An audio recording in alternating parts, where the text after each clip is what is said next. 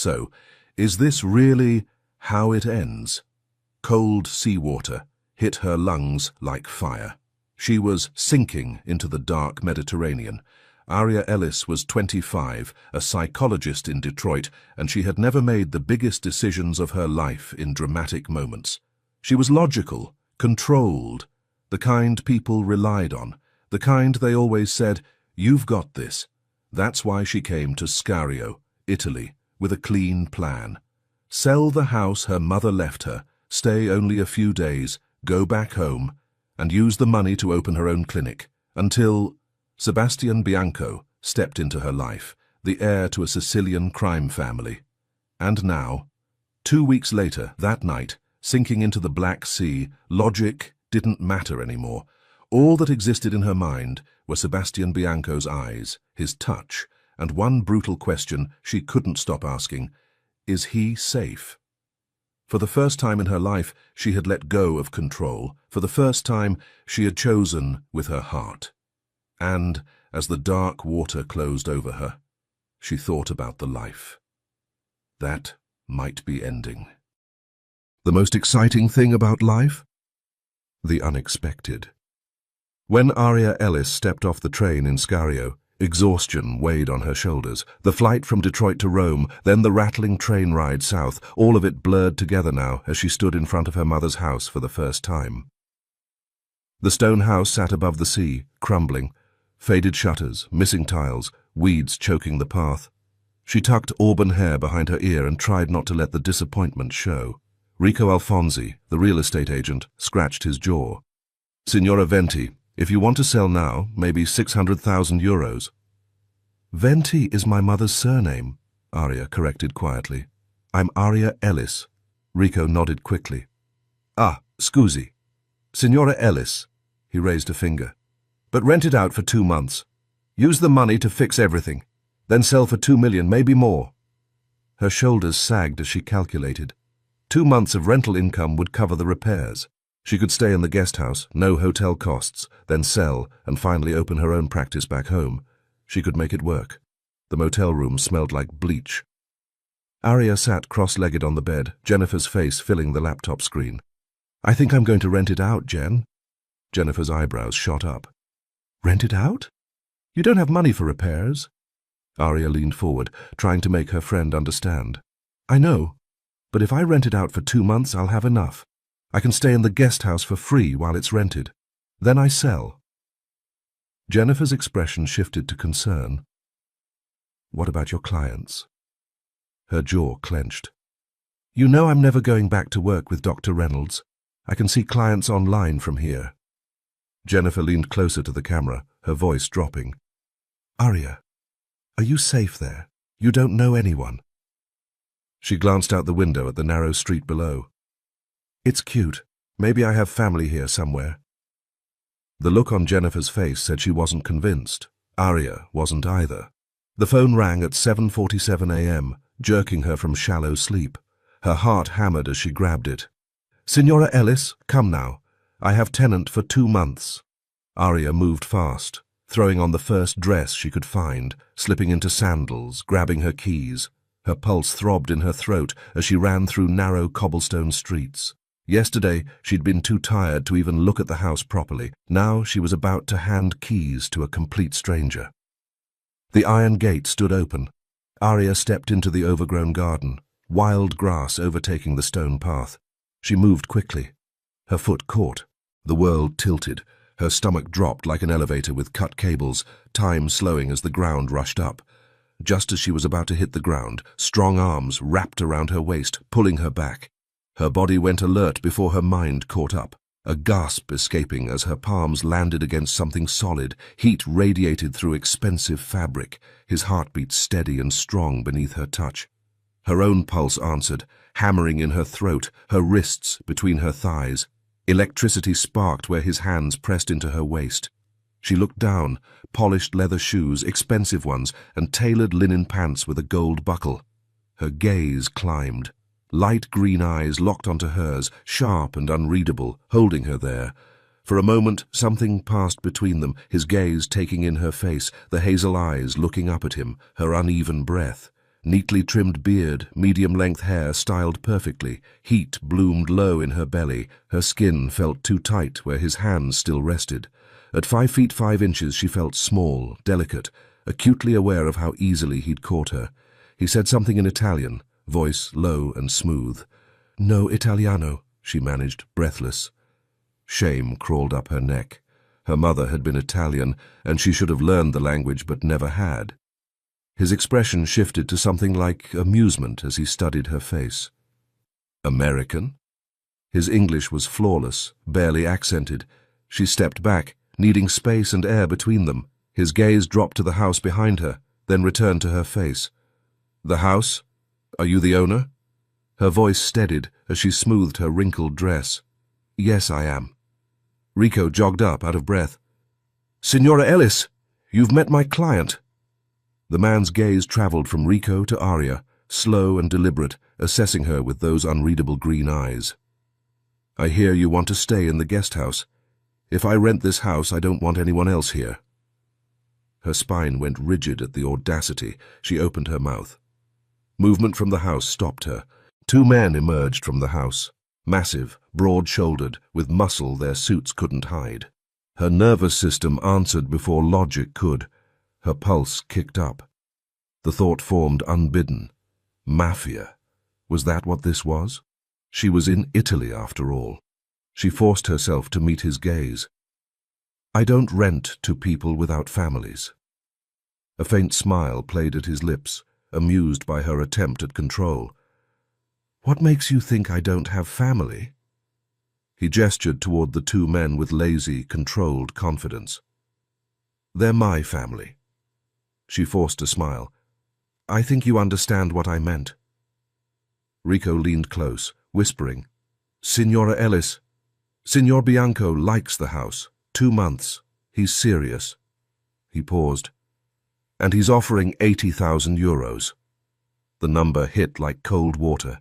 80,000 euros for 2 months? She looked at him. Those cold green eyes that saw through everything. The arrogant posture, the gold ring, the 2 enforcers flanking him.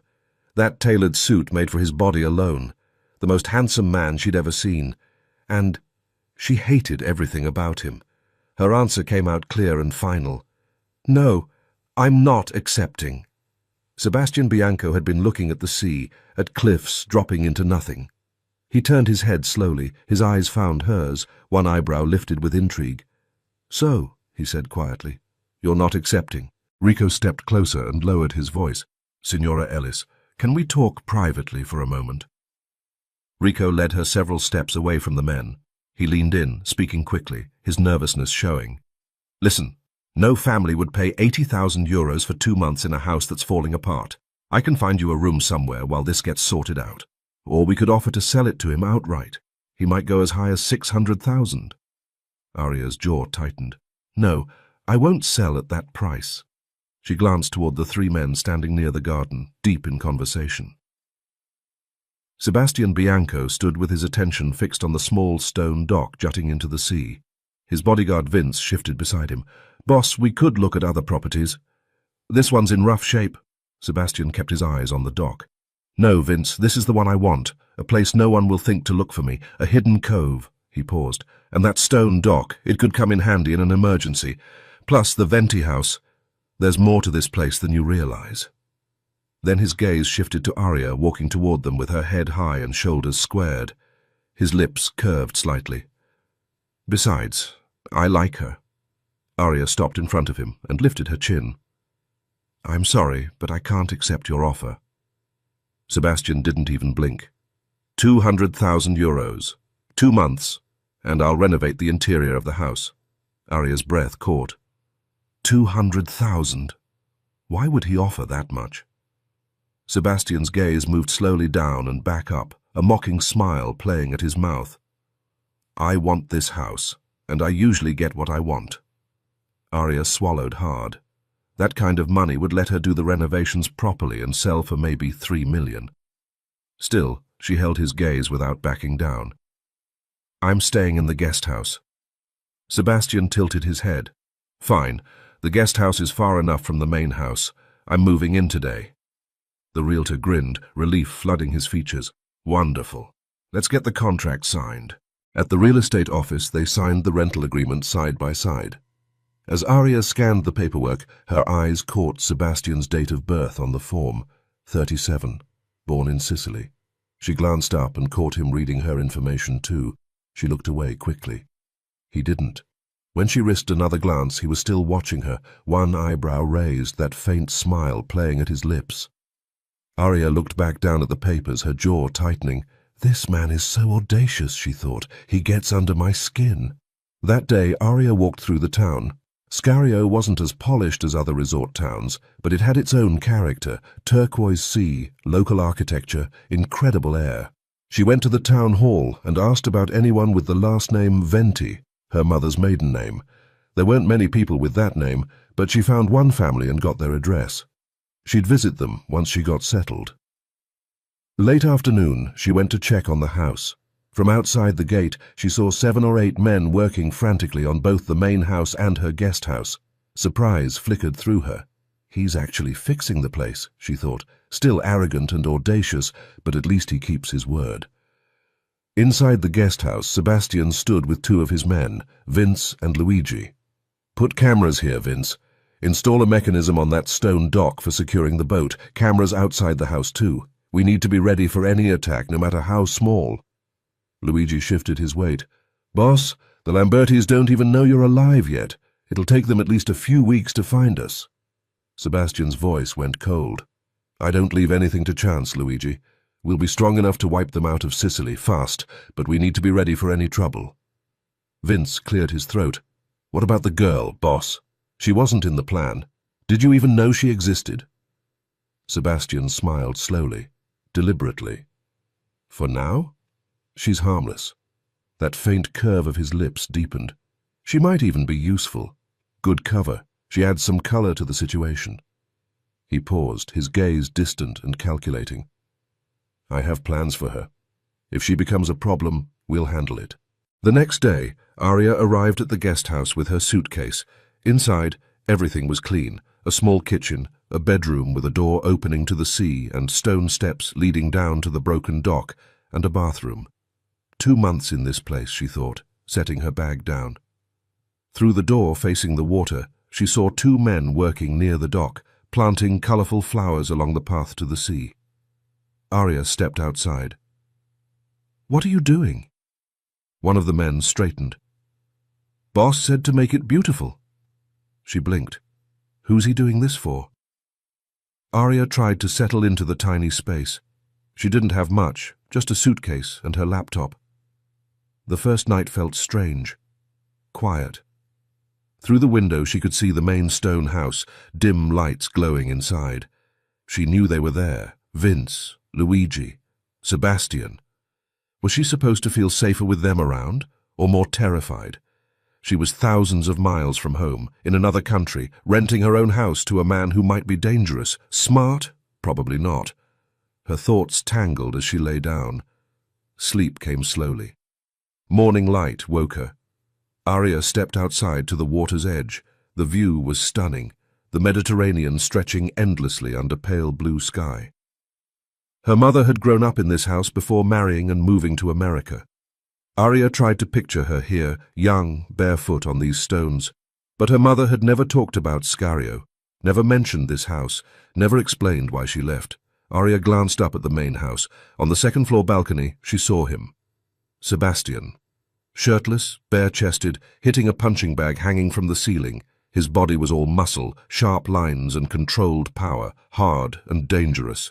As if sensing her gaze, Sebastian looked down. He raised his hand in a casual wave, cool and confident. Heat crawled up Aria's neck. She whipped her head away.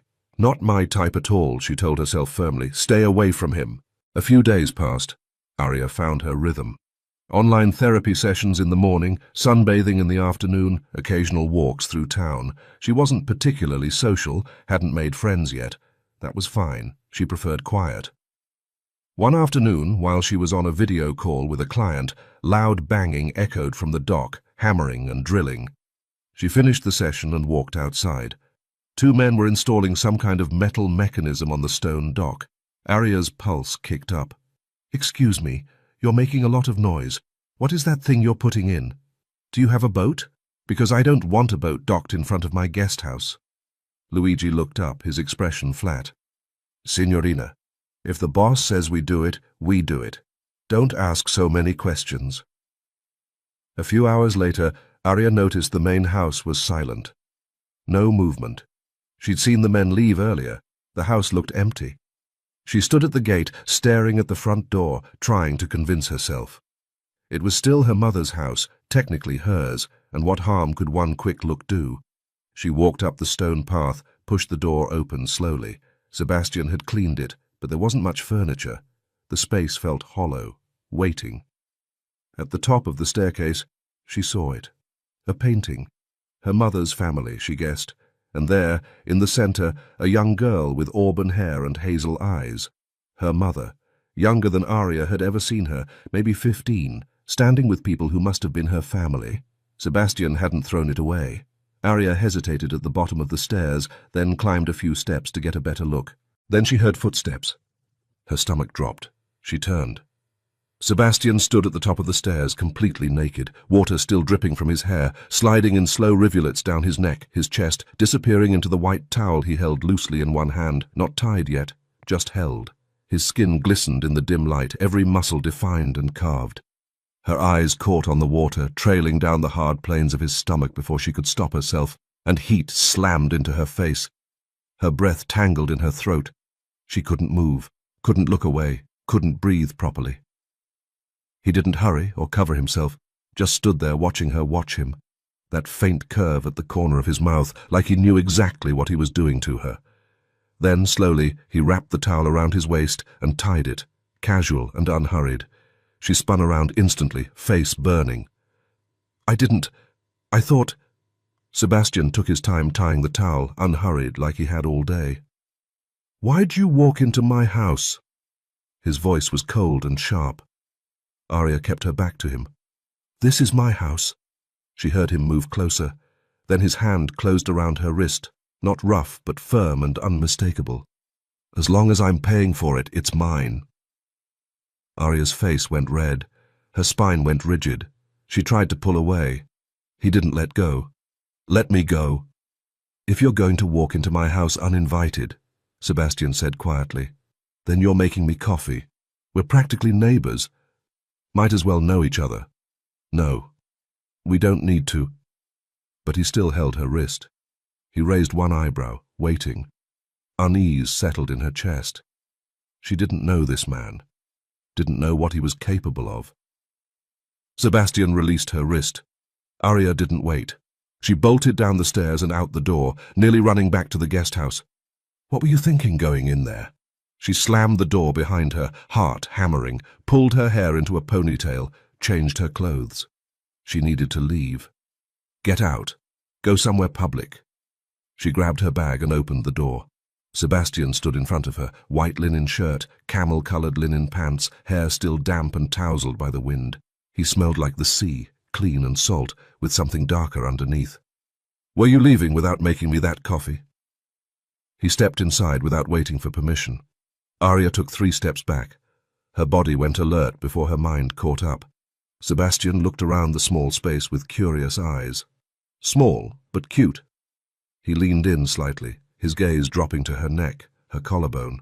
Smells nice too. Aria's pulse throbbed in her throat. This man was too close, too confident, too everything.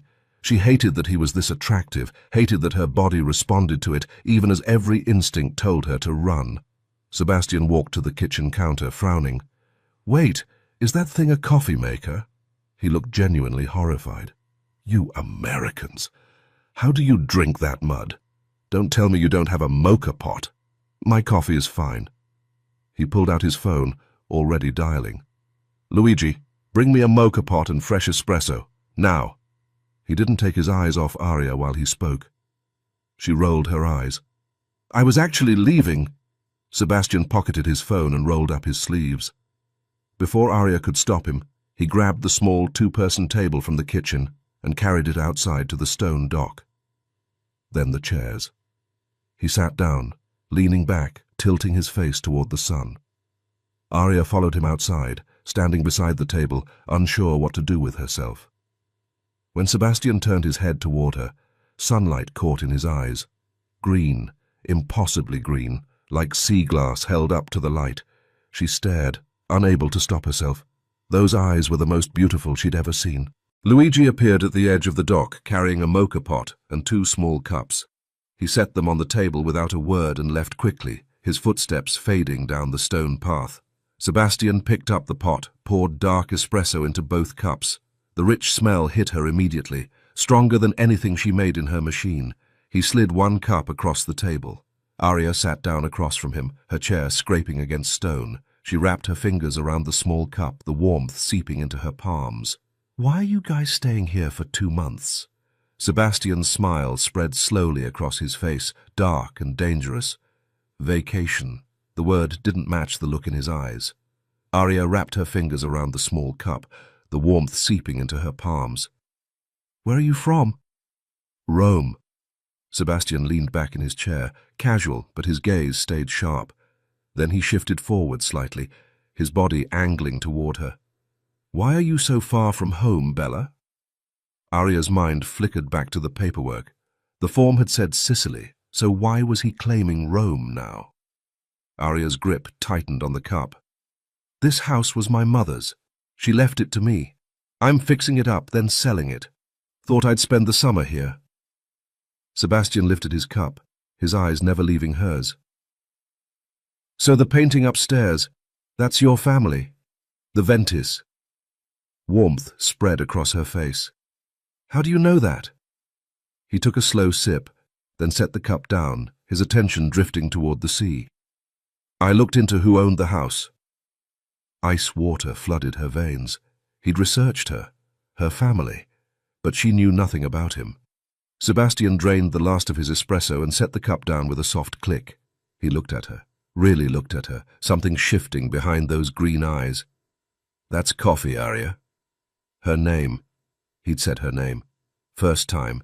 The way it rolled off his tongue, vowels stretched and softened by that Italian accent, did something she didn't want to admit. Her pulse kicked up beneath her skin. She hated that she liked how it sounded. Sebastian stood, pushing his chair back. He smiled, but his expression stayed serious and hard.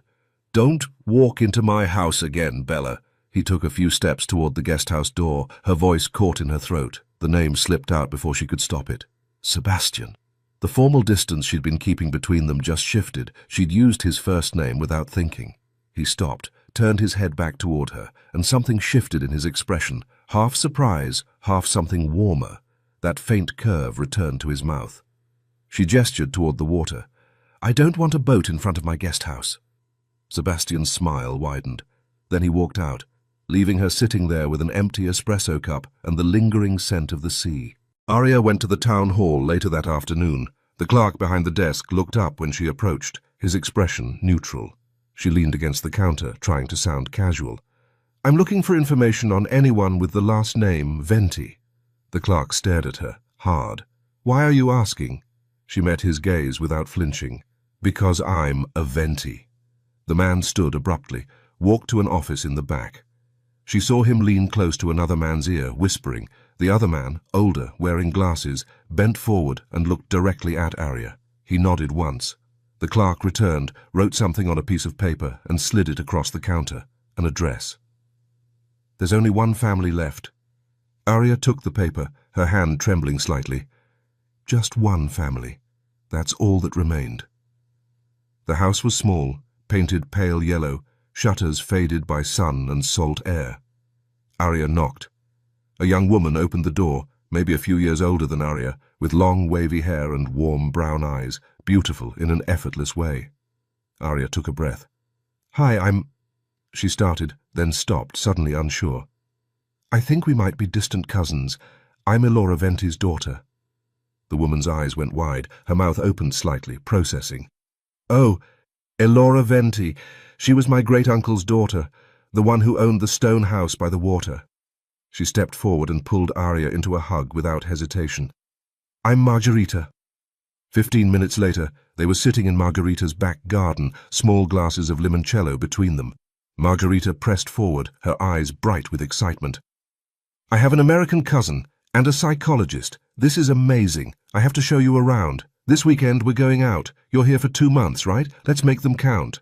Aria found herself genuinely liking Margarita. Walking back later, she caught herself hoping this summer might actually turn out well, especially with this warm, cheerful woman around. When Aria got back to the guest house, she noticed them immediately. Cameras, small, black, mounted on the corners of the main house, angled toward the garden, toward the dock, toward her guest house. Pressure built in her chest.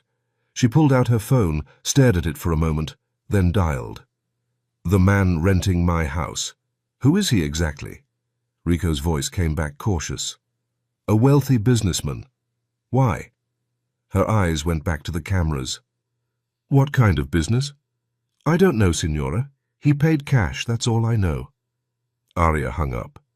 She stepped outside, her eyes moving from the colourful flowers planted along the dock path to the cameras mounted on the corners of the house. She stared at them for a long moment. Who are you, Sebastian Bianco? She murmured to herself. If you're that rich, why rent my house? Why put cameras all over the garden? Out on the water, a small boat cut through the waves toward the stone dock. Sebastian sat at the front, Vince at the helm. The engine hummed low, steady. Sebastian kept his eyes on the approaching cliffs.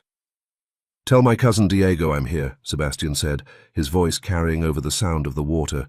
Vince looked at him. You sure, boss? What if Diego's the one who turned? Sebastian smiled, slow and cold. I'm hoping he is. Vince's hands tightened on the wheel. And if the Lambertis send someone? Sebastian's attention never wavered from the approaching shoreline, from the stone house rising against the cliffs. Then we'll be ready.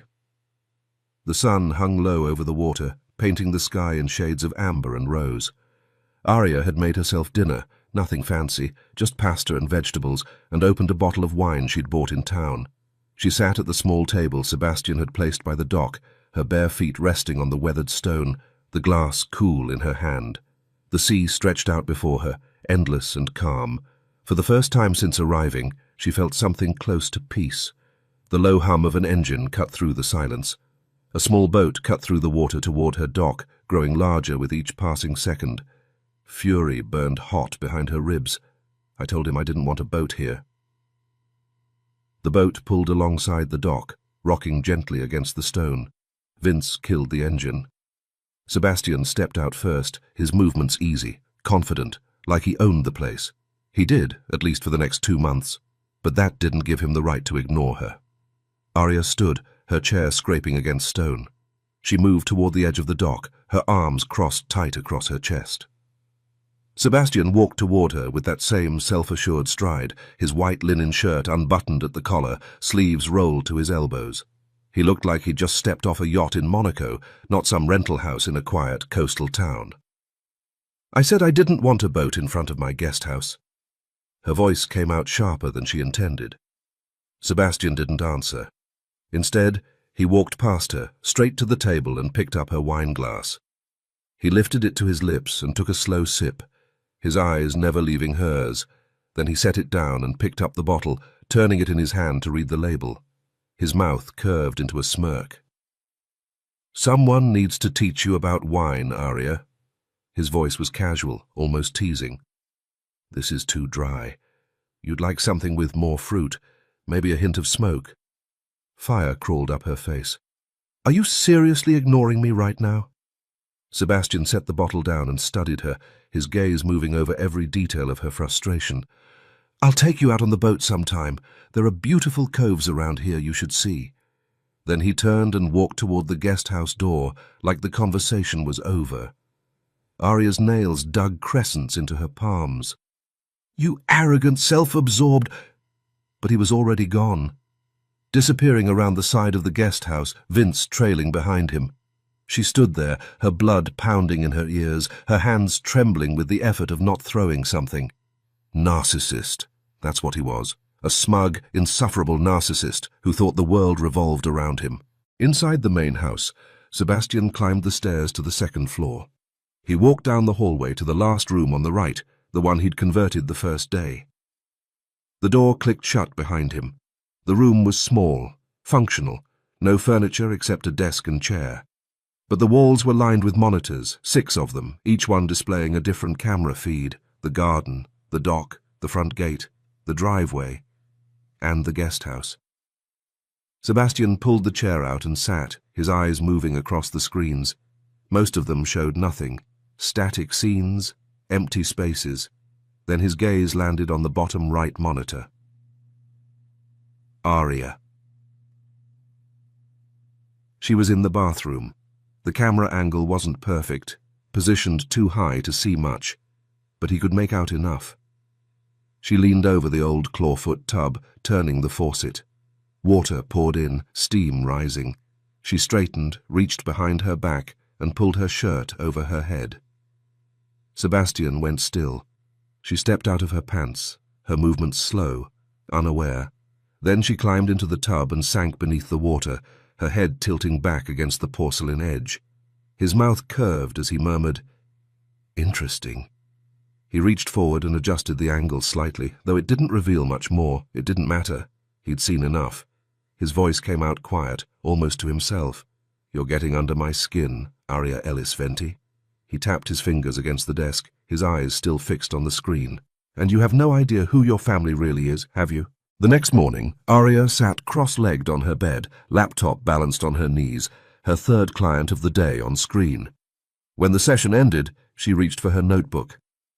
Patient avoids eye contact when discussing control, uses humor as displacement, strong fear of abandonment masked by competence. Aria paused, tapping the pen against her lips. Her gaze drifted to the window, to the endless stretch of blue beyond. She wasn't thinking about her patient anymore. She was thinking about him, the way he'd picked up her wineglass without asking, the way he'd looked at her like he already knew what she was going to say before she said it, the way he'd walked away mid-conversation like her words didn't matter. She flipped to a new page in her notebook. Her hand moved almost on its own, writing in bold letters at the top, "Sebastian Bianco." Then, underneath, "Maintains constant control of physical space. Uses proximity and touch to dominate when emotionally challenged. Avoids verbal vulnerability."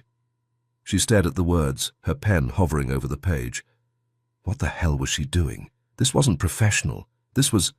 A knock at the door pulled her out of her thoughts. Aria set the notebook aside and crossed to the door. Margarita stood on the other side, holding a tin of biscotti, her smile bright and warm. "Surprise visit. I thought you might want company." Before Aria could answer, the main house door opened. Sebastian stepped out with Vince and Luigi, wearing dark jeans and a fitted black shirt. They walked past the guest house toward the gate. Margarita turned. "Wow, who is that?" Nausea swirled in Aria's gut. "My tenant, Sebastian." Sebastian must have heard his name. He stopped, turned, and walked toward them with that same easy confidence. He said something in Italian, his voice warm, his smile wider than Aria had ever seen it. Margarita responded in rapid Italian, her hand lifting to tuck hair behind her ear. Sebastian said something else, and Margarita's laugh came bright and musical. Aria stood there, arms wrapped around herself, watching them. She didn't understand a word they were saying, but she understood the body language, the way Margarita angled toward him, the way Sebastian's eyes stayed on her face, the way his smile came so easily. Her hand moved to the back of her neck, fingers twisting in her hair. She caught herself and dropped her hand immediately, but the damage was done. Tension corded her neck and shoulders, sharp and uncomfortable. Was he flirting with her? Why was he being so warm, so friendly? Pressure built behind her eyes. Am I jealous? No. That's ridiculous. Why would I be jealous? Sebastian's gaze shifted just for a second, landing on Aria. His eyes dropped to where her hand had been, to the way she was standing, weight shifted to one hip. His expression changed, amusement mixed with satisfaction. He knows. He turned back to Margarita, said something in English this time. "We should do this again sometime." Margarita beamed. "I'd love that."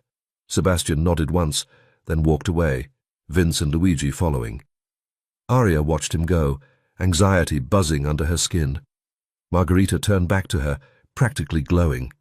"He's incredible. You didn't tell me he was that attractive." Aria forced a smile. "Hadn't noticed." 20 minutes later, they were sitting by the water, small glasses of limoncello between them, the afternoon sun warm on their skin. Margarita took a sip, then set her glass down, her expression shifting. "I came here once, as a kid, to this house."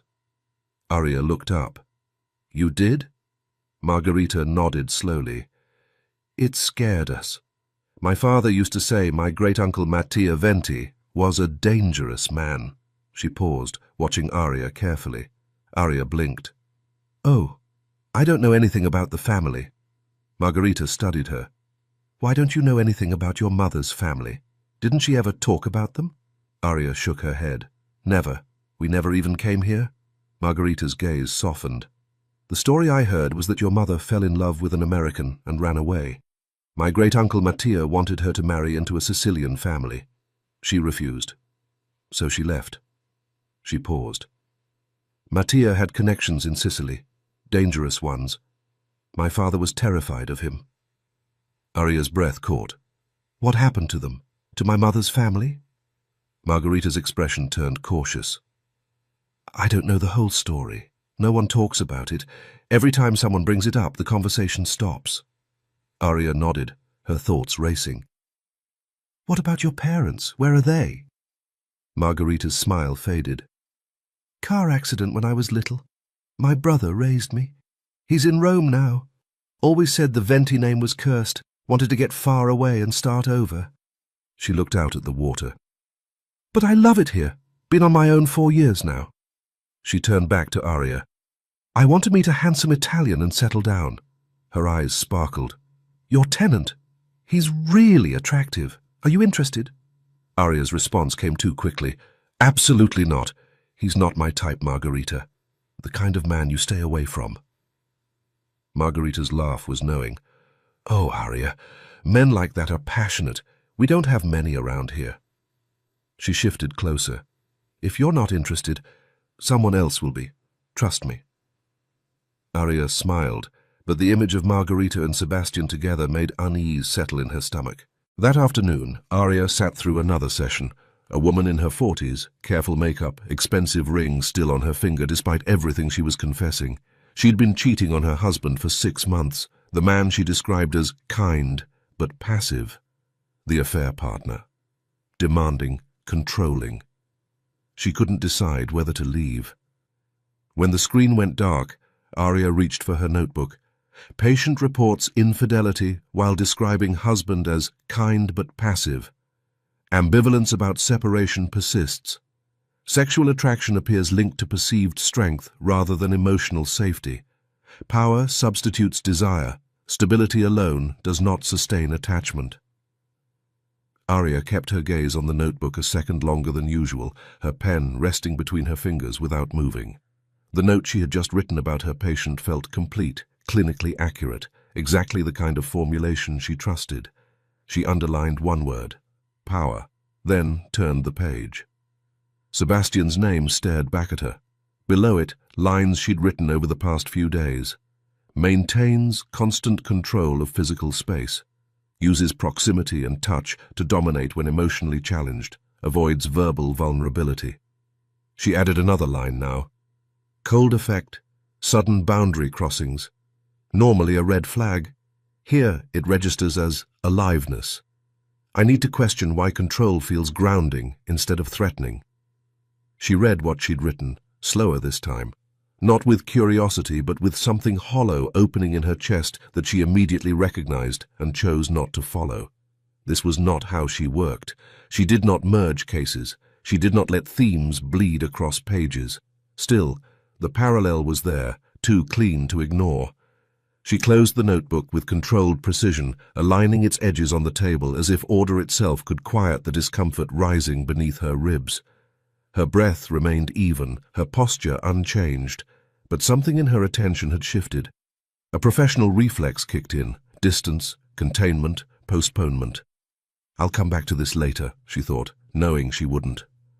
Aria stood, carried her mug to the sink and washed it carefully, focusing on the temperature of the water, the familiar movements, the ordinary sound filling the kitchen. When she finished, she dried her hands slowly and wiped the counter, unnecessarily thorough. Across the garden, the stone house was still. She did not look toward it. The heat didn't break even after dark. Aria sat on the stone dock in her black swimsuit, bare feet dangling over the edge, watching the water turn from blue to black. She'd been sitting here for 20 minutes. Detroit felt like another lifetime. She thought about her mother. Cold, controlled, never warm with anyone, always keeping everyone at a measured distance. Aria used to watch other girls with their mothers, the ones who laughed over coffee, and feel emptiness yawn inside her. Her father died when she was 13. Heart attack. Her mother didn't cry, just kept going like nothing changed. When Aria thought about him now, all she felt was sorry. He'd spent his life trying to reach a woman who wouldn't let him in. Passive, quiet, never demanding more.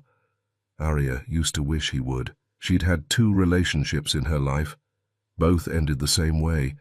She couldn't get close, couldn't let anyone all the way in. Heaviness settled in her limbs. Maybe I'm just like my mother. Maybe this coldness is genetic, already baked in. Maybe I'm too far gone to fix. The thoughts pressed down on her until the air felt too thin. She slipped into the water. The cold shocked her system, stealing her breath before her body adjusted. She dove deep, kicking until the darkness swallowed her. Down here, everything stopped. The noise in her head, the pressure in her lungs, just silence. Peace. She let herself sink, suspended in black, and for the first time in weeks she felt calm, still, like the world had finally gone quiet. The surface felt far away. She didn't want to go back yet. Was that why she'd come here? To escape a life that made her sorry for herself? She spent all day helping other people understand their problems. Maybe she understood everyone else better than she understood herself. Her lungs started to burn. Her vision blurred at the edges. Something hit the water above her. Her eyes snapped open. A shape moved through the darkness. Hands gripped her waist, yanked her against a solid chest, dragged her upward. She caught a flash of green eyes before they broke the surface. Aria gasped, coughed, sucked in air.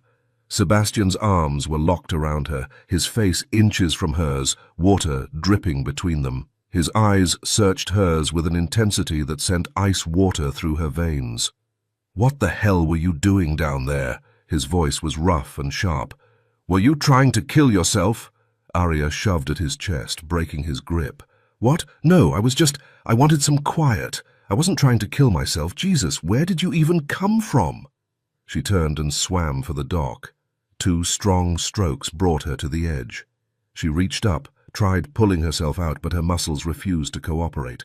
Hands closed around her hips from behind. Sebastian lifted her like she weighed nothing, setting her on the stone.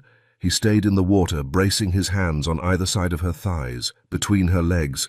The position registered somewhere low in her stomach. She couldn't look at him, didn't trust what her face might show. "Swimming in the dark isn't smart, Bella." His voice had gone quieter. Aria kept her eyes fixed on the horizon. "Are you watching me? How did you even know I was out here?" His mouth twitched. "Heard a splash. Figured someone went in." She finally looked at him. Water dripped down his face, his neck, disappearing into the dark shirt clinging to his shoulders. "Or you saw it on one of those cameras you put up everywhere." "Why are there cameras all over the property?" He shrugged, the movement casual despite the position they were in. "I'm a wealthy man. I don't want people breaking into my house. Theft's common around here." His gaze held hers. "You should be more careful too." Aria's smile turned sharp. "I don't have anything worth stealing." Sebastian reached up slowly. His fingers brushed the outside of her thigh as he plucked something from her skin. Seaweed. His thumb grazed her leg before he pulled away. "You're here." His voice came out low, almost intimate. "Someone might try to take you." Fire crawled across her face. She pulled her legs back and stood, heading for the guest house without looking back. She could feel his eyes on her, on the water dripping down her back, her legs, her hips. Even with distance growing between them, she felt him watching, like he'd already made up his mind about something she wasn't ready to face. Inside, Aria grabbed a towel and started drying off. The door opened behind her. Her body reacted before thought formed. She knew who it was. "Please leave." She kept her voice steady. "I thought we agreed not to come into each other's spaces." Sebastian didn't answer. She heard his footsteps moving closer, deliberate. Then his hand was there, gripping the towel, and he yanked it from her hands in one sharp motion. Aria stumbled back 2 steps, caught off guard by the sudden loss of the towel, her spine hitting the wall behind her. Her breathing forgot its rhythm. Sebastian closed the distance. He braced his hands on either side of her head, caging her in. He stood close enough to change her breathing, his wet clothes clinging to muscle, his presence pressing into her awareness. Her swimsuit left almost nothing between them. His voice came low and measured. "Making this fair. You saw me at my most vulnerable, didn't you?" Red bloomed across her cheeks. She was trapped between his arms, dripping wet in nothing but black fabric. And this man was looking at her like he'd already made his decision. "Don't do that again." His eyes held hers. "You could have passed out down there." Then his lips brushed her neck. Barely a touch. His breath ghosted across her throat. "I can feel what you're trying to bury." Tension corded through her abdomen. Her knees threatened to buckle, but she refused to surrender control. She forced her hands up, planted them against his chest, and shoved with whatever strength she had left. He took a step back, releasing her from the cage of his body, though his eyes never left her face. She bent down, grabbed the towel, and wrapped it around herself. Her voice came out sharper than she intended. "What are you really doing here, Sebastian?" He shrugged, and something in his expression shifted, amused, testing. "Actually, I came to see if Margarita was still here." The words landed like ice water. Her jaw set, and when she spoke, her voice carried an edge she couldn't quite hide. "Well, as you can see, she's not here. I can give you her number if you're that interested." Sebastian took 2 steps toward her, closing the space she'd just created. His voice dropped. "She's not the one I'm interested in." Before instinct could warn her, his arm slid beneath her thighs, possessive, claiming, lifting her off the ground. Her back hit the wall again, her legs wrapping around his waist without permission from her mind. Then his mouth was on hers. The kiss wasn't gentle. It demanded everything. Shock held her motionless for half a breath. Then her body answered before logic could intervene, kissing him back with hunger that terrified her. A sound escaped her throat, raw, unbidden, and she hated herself for it. His lips moved to her jaw, her neck, the hollow of her throat as he murmured against her skin, "You're driving me insane." She felt everything, the heat radiating between them, the strength in his arms, the way his breath came faster, matching hers. Her mind screamed resistance, but her body had already decided. She forced the word out through the haze clouding her thoughts. "Stop." He didn't pull away, didn't slow down, his lips still moving against her skin like he hadn't heard her at all. "Stop. I mean it." His eyes lifted to meet hers, his face still inches away.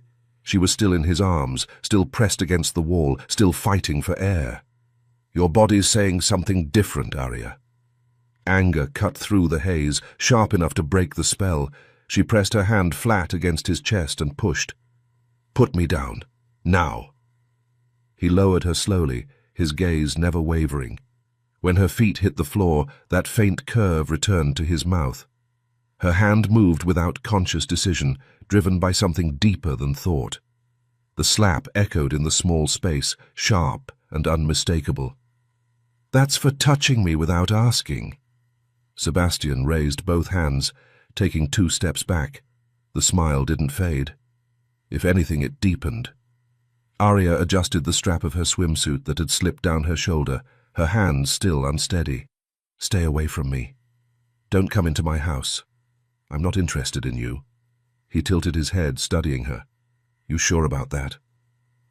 She took a step toward him, fury burning through her chest. "You're arrogant, entitled. You think you can have anything you want. And when I say you're a narcissist, I'm saying it as a psychologist, not just throwing around words. I don't get involved with men like you. Sebastian laughed, actually laughed. Psychologist. His voice dropped lower. You sure you're describing me? Maybe you should look in a mirror sometime. He moved toward the door, his footsteps unhurried. He paused at the threshold, his silhouette dark against the night beyond. Lock your door. Then he disappeared into the darkness. Aria stood there, fighting for breath, her pulse hammering. She whispered to herself, barely audible. I lost control for a moment. That is unacceptable. Her mind raced. How could she let him overpower her like that? She was smarter than him, more disciplined, more... Her thoughts halted mid-sentence, the realization hitting her like cold water. Part of her didn't want to admit it, but another part, the part that scared her most, knew exactly what Sebastian had meant. Midnight. Sebastian stood under the shower until the water ran cold. He wrapped a robe around his waist and descended the stairs. Luigi was in the kitchen, Vince in the living room. Neither looked up. Down another flight. The basement stairs creaked under his weight. At the bottom, a narrow tunnel stretched ahead. He moved through it without hesitation until he reached the wall. To the right, a small wooden box. He flipped it open. Inside, a keypad glowed faint green. Sebastian punched in the code. The wall groaned, dust falling as it split and swung inward. The room beyond smelled like time had stopped. Paintings covered every surface. Sebastian moved past them and stopped in front of the largest one, gripped the frame, and lifted it off the wall. Behind it, a safe. He pressed his thumb to the scanner. The lock clicked. Inside, weapons mounted on velvet-lined brackets.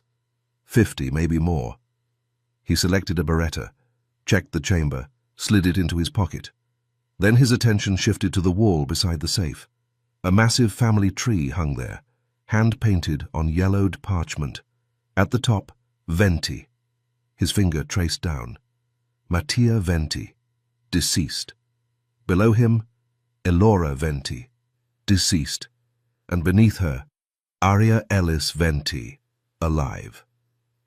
USA. His mouth curved as satisfaction settled into his bones. He turned and walked back through the tunnel, the gun a comforting weight in his pocket. At the stairs he paused, his hand resting on the cold stone wall. His gaze drifted back toward the hidden room, toward the name written in careful script. What am I going to do with you, Aria Venti? He murmured into the darkness. The next evening, Margherita dragged Aria out before she could invent an excuse.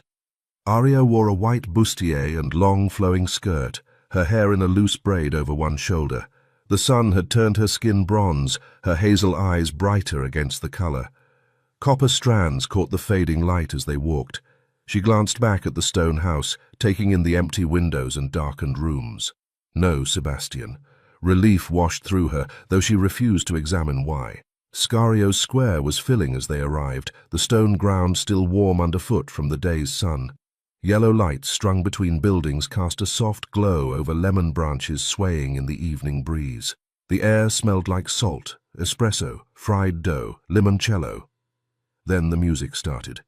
A mandolin opened first, quick and bright, followed by the deep, layered tones of an accordion. The tambourine picked up the rhythm with insistent beats, while a violin wove through it all, binding the sounds together. Music in Scario just happened. Women rose first, wearing bright skirts and flat shoes, their feet striking stone in sharp beats. An elderly couple joined them, the man setting his cane aside before taking his wife's hand. The crowd applauded. Margherita grabbed Aria's wrist. You don't watch in Italy. You join. Aria pulled back. The crowd, the noise, bodies moving together, not her world. She opened her mouth to refuse. The music surged faster. Margherita shoved her forward, laughing. Aria laughed too, uncontrolled. She mimicked the steps, awkward at first, then found the rhythm. Her braid came loose, her face flushed. She was breathing hard but couldn't stop smiling. She spun, skirt flaring, and that's when she saw him. Sebastian, standing at the edge of the square like he'd materialized from the shadows. Dark linen shirt, the top buttons undone. Tanned skin visible at his throat, green eyes catching the yellow lights, sharp and focused. And that expression, faint amusement barely contained, made her forget how to breathe. Her feet faltered mid-step. For the first time in longer than she could remember, she'd been thinking of nothing. Now she couldn't think of anything else. Movement rippled through the crowd near him. Conversations faltered, a woman's laugh cut short. Someone shifted aside, then another, bodies parting without anyone appearing to decide it should happen. The music kept going, but something had changed in the air. He moved deeper into the square. People made room without obvious fear, but the space opened anyway, a current shifting around an object too solid to flow past. A group of men drinking espresso went quiet as he passed. One murmured something, another placed a hand on his shoulder in warning. Sebastian's gaze never wavered from her.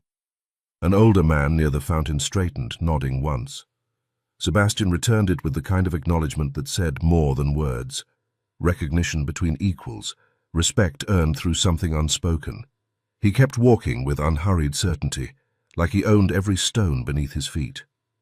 Aria forced herself to look away, to focus on the dance, to match Margarita's steps, but tension corded through her shoulders. Her pulse kicked up. She could feel his attention on her, the weight, the intensity, even when she wasn't looking back. He stopped walking. Aria was mid-spin when their eyes met.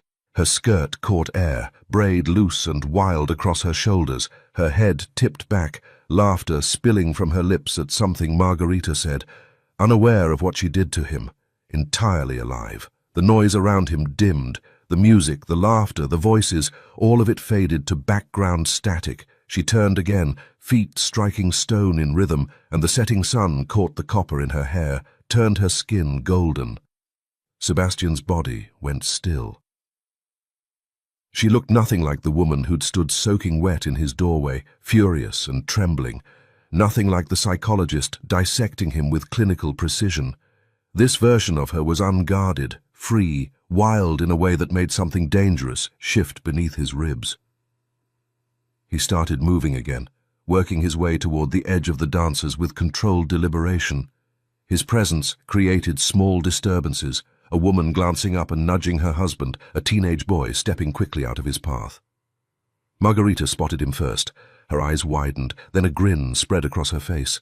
She whispered something to the woman beside her and extended her hand toward Sebastian without hesitation. Sebastian stepped into the dance like he'd been born to it. Aria's eyes flicked toward them before she could stop herself. She'd never seen a man move like that. Confident, fluid, like the music existed just for him. His hand rested at Margarita's waist with easy familiarity, spinning her in perfect time, his body angled toward hers with the kind of attention that made pressure build in Aria's chest.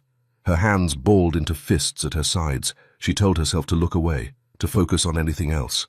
The command repeated in her head, "Don't look, don't," but she was already watching. Margarita laughed, throwing her head back as Sebastian dipped her low. His arm supported her weight effortlessly, his other hand secure at the small of her back. The crowd erupted in whistles and applause. When he pulled her upright, she was still smiling, breathless, and she leaned in close, too close, to whisper something against his ear. Sebastian's expression didn't change, but he tilted his head slightly, listening. Margarita kissed his cheek with deliberate slowness. Her hand lingered on his chest before she finally stepped back, eyes bright with invitation. Fire surged through Aria's ribs, sharp and sudden. She looked away, pretending sudden interest in the lemon trees overhead. Her breathing came shorter. The words cycled through her mind like a desperate mantra. It didn't matter. She didn't care. Margarita could have him. Margarita stepped back, fanning herself dramatically. The crowd formed a loose circle. Aria and Sebastian stood face to face in the center. The mandolin picked up again, faster, more insistent. He crossed the space in 2 strides and extended his hand, offering nothing but his palm open between them. "Trust the rhythm." Aria's heart slammed against her ribs. She could walk away, should walk away. Instead, she placed her hand in his. His fingers closed around hers with controlled finality. The dance wasn't soft, sharp steps, quick turns, bodies circling in tight arcs. Sebastian led without dominating, his movements precise, his grip steady when she needed it. When Aria stumbled slightly, trying to match his pace, she laughed, surprised at herself, and his mouth twitched at the corner. The music accelerated. Aria stopped thinking. She spun, skirt flaring wide, hair falling loose across her face. Sebastian caught her wrist when she nearly lost balance, his thumb pressing against her pulse point for half a second before releasing, controlled, impossible to ignore. Their eyes met and held, the moment stretching between them. Her chest rose and fell rapidly. His did too. The violin climbed higher, pulling them faster. Sebastian's hand found the small of her back, guiding her through a turn. His palm burned through the thin fabric of her top. When she came back around, his chest was an inch from hers. They weren't touching, but she could feel him anyway. The heat, the solid presence, the way the air seemed thinner when he was this close. The music ended abruptly. Applause erupted around them.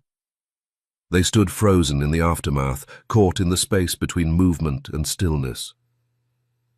Aria's heart pounded against her ribs. She looked up at Sebastian, trying to catch her breath, trying to think, trying to remember why this was dangerous. He was looking back, not at the crowd, not at Margarita, only at her. For the first time since they'd met, in front of everyone, they just stood there looking at each other like the rest of the square had disappeared. His chest rose and fell, matching her rhythm. A strand of hair had fallen across his forehead. She had the strangest urge to reach up and push it back. Her hand actually twitched before she caught herself. The warning flashed through her mind. This is dangerous. You're losing control. Aria's thoughts tangled. Yesterday she'd slapped him. Yesterday his mouth had been on hers, his hands lifting her like she weighed nothing, his voice rough against her throat. And now she was here, laughing in his arms, pretending this was normal. Her skin still hummed where his hand had been. The realization hit cold. You're losing yourself, Aria. She turned abruptly and headed for Margarita's table, dropping into the chair harder than she meant to, reaching for the limoncello before she'd even settled. Margarita's grin widened knowingly. I thought you didn't like him, cousin. Her eyes danced with mischief. Look at your face. You're glowing. Aria rolled her eyes, forcing steadiness into her voice. It would have been rude not to dance. He's my tenant. That's all. But her gaze betrayed her, drifting sideways without permission. Sebastian stood near the bar now, dark and still in the midst of motion. Someone handed him a drink. He took it without looking, his attention already elsewhere. His eyes found hers across the crowded square. He didn't smile or nod or look away. Neither did she. The moment stretched thin between them, taut as a wire. Aria felt her pulse kick up again, felt warmth crawling back into her face. She forced herself to break contact first, turning toward Margarita with too much focus. Margarita leaned forward, lowering her voice conspiratorially. Sweetheart, if you're really not interested, I need your permission to take him home tonight. She glanced toward the bar, biting her lip. Look at him. Those shoulders. Those hands. She fanned herself dramatically. I want to know what those hands feel like on... Blood rushed to Aria's face, fast and vicious. She grabbed the limoncello and downed it in one burning gulp. If Margarita knew those hands had already been on her last night, if she knew how they'd felt pressing her against the wall, how his thumb had found her pulse point during the dance, how his palm had burned through fabric like it wasn't even there. Do what you want, Margarita. Aria forced herself to look anywhere but the bar. Anywhere but him. I'm really not interested. The lie sat heavy on her tongue, tasting worse than the liquor. Aria pushed back from the table. Margarita stood, adjusting her bag over her shoulder. I can drive you home, cousin. You sure you don't want a ride? I'm sure. Aria forced a smile. It's only 10 minutes. I want to walk, clear my head. Margarita leaned in, kissing her cheek. The warmth caught Aria off guard. She'd only known her cousin for 2 weeks, but Margarita had already claimed space in her life that Aria didn't know how to navigate. Not because it was unwelcome, because accepting it felt foreign. Okay, Bella. Margarita grinned, already glancing across the square. I'll see you soon. Aria watched her cousin walk toward the bar where Sebastian stood, dark and still against the crowd. Margarita's hips swayed with deliberate invitation. Her hand found his arm. He said something. She laughed, leaning closer. Aria turned and started walking before she had to see more. Inside the guest house, she shut the door and pressed her palms flat against the wood. The ocean sounds filtered through the walls, but they didn't calm her the way they usually did. The image replayed without permission, Sebastian's hand on Margarita's waist during the dance, that half-smile when she'd whispered in his ear. Aria's pulse kicked up, despite every rational thought telling her it shouldn't matter. She crossed to the kitchen, yanked open a cabinet, and grabbed the first bottle she saw. Red wine. The same brand Sebastian had criticized. She uncorked it harder than necessary. "Get out of my head, you arrogant bastard!" But he was already there. In the wine she refused to throw away, in the heat that hadn't left her skin since he'd touched her, in the way her body still remembered the weight of his palm at the small of her back. Her mother's voice surfaced, sharp and familiar. "You're just like me. Cold, distant. You don't let anyone close because you don't know how." Aria poured too much wine into a glass and carried it to the couch. She needed a distraction. The book sat on the side table, Ego States and Transactional Analysis. She curled into the corner near the window, the ocean dark beyond the glass. She sipped the wine, read a paragraph, sipped again. Her eyelids grew heavy. The glass tilted in her hand. Then she heard it. Metal scraping wood, faint but distinct. Her eyes snapped open.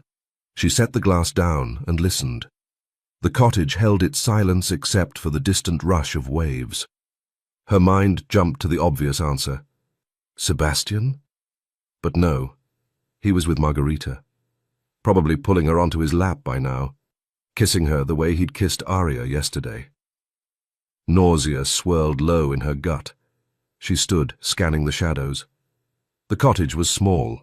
1 bedroom, 1 bathroom, a kitchen that bled into the living space. Nothing moved. The sound came again from the back. Aria crossed to the sliding door that faced the water. She unlocked it and stepped onto the stone dock. The small boat tied to the cleat rocked gently in the current, empty and harmless. She exhaled, telling herself she was being paranoid, tired, jealous. She turned toward the guest house.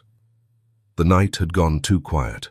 No crickets, no distant voices from the square, just the waves and her own breathing. The boat rocked against the dock behind her, creaking wood the only sound. Something along her spine woke instantly, instinct answering before logic could form the question. She took 1 step. That's when... A hand closed around her throat. Her body reacted before thought formed, feet leaving the ground, hands flying to the wrist, crushing her windpipe. But his grip was iron, unyielding. She couldn't breathe, couldn't scream, couldn't make any sound at all. She saw his eyes through the mask. Empty. Black. He hit her. The slap cracked across her face with enough force to white out her vision. Pain exploded along her jaw. Her brain screamed commands her body couldn't follow. Move, fight, do something, but the pressure around her throat squeezed tighter. Her lungs started to burn.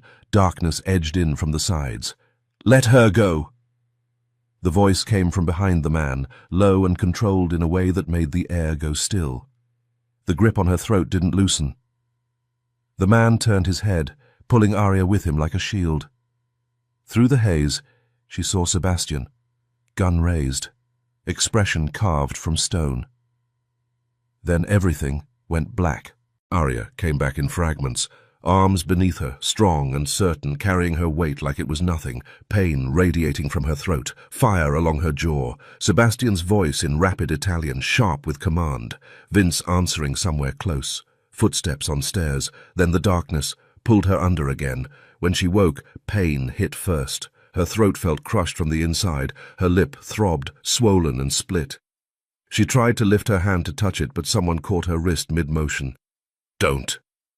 Sebastian's voice, quiet and close. She opened her eyes. He sat beside the bed, his face inches from hers, cotton and ointment in his hands. She tried to speak. Nothing came out but a rasp that hurt. "Don't talk!" He set the cotton aside, his thumb grazing her uninjured cheek with careful pressure. "Your lips split. This is going to sting." The ointment burned on contact. She flinched, her face twisting despite her efforts to stay still. Sebastian's expression tightened. I know. I'm sorry.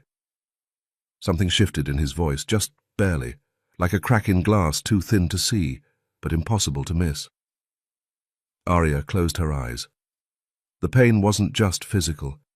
It went somewhere deeper, into a place she hadn't known could be violated. She'd never been hit before, never felt this kind of shock settling into her bones, making it hard to think clearly. He pressed an ice pack to her throat. His other hand cupped the back of her head, steadying her against the cold. You took a beating, Aria. I'm sorry I didn't get there sooner. He reached for the nightstand, returning with a glass of water and a pill. He held it to her lips. You need to take this. She shook her head. He leaned closer, his eyes finding hers with the kind of focus that made it hard to look away. It'll help with the pain. Trust me. The word hung between them, weighted with everything unsaid. Trust. He pressed the pill past her lips before she could refuse again. She wanted to spit it out, wanted to push him away, but her body hurt too much to fight. She swallowed. Sebastian stood, unbuttoning his shirt. She watched through half-closed eyes as he shrugged it off, revealing the defined lines of his chest and shoulders. He turned, giving her his back as he stripped out of his pants. For a moment he stood there completely bare before pulling on sweatpants and killing the light. The bed dipped. His arm slid around her waist, pulling her against him. Solid, warm. His breath stirred her hair. Sleep now, Aria. You're safe here. With me. She should pull away, should tell him to leave, but the pain was fading, the drug working through her system, and his arms felt like the only safe place in a night that had just proven how vulnerable she was. Her breathing slowed to match his. Her muscles released tension she hadn't realized she was holding. For the first time in her life, Aria fell asleep, feeling protected in someone else's hands. Aria woke to warmth surrounding her, heavy, encompassing, impossible to ignore. Sebastian's arm lay draped across her waist, his fingers splayed against her hip. She could feel his chest rising and falling against her back, his breath warm against her neck. Then the memory hit. The attack. The masked man's hands crushing her throat. Sebastian's face emerging from the darkness. Her awareness sharpened instantly. Moving carefully, she lifted his arm and slid out from beneath it, setting it down on the mattress. He didn't wake. She sat up, steadying herself as she looked around. This wasn't her room. Floor-to-ceiling windows faced the ocean, the view stretching toward a horizon where blue water met pale sky. In the distance, she could see her guesthouse looking small and exposed. She looked down.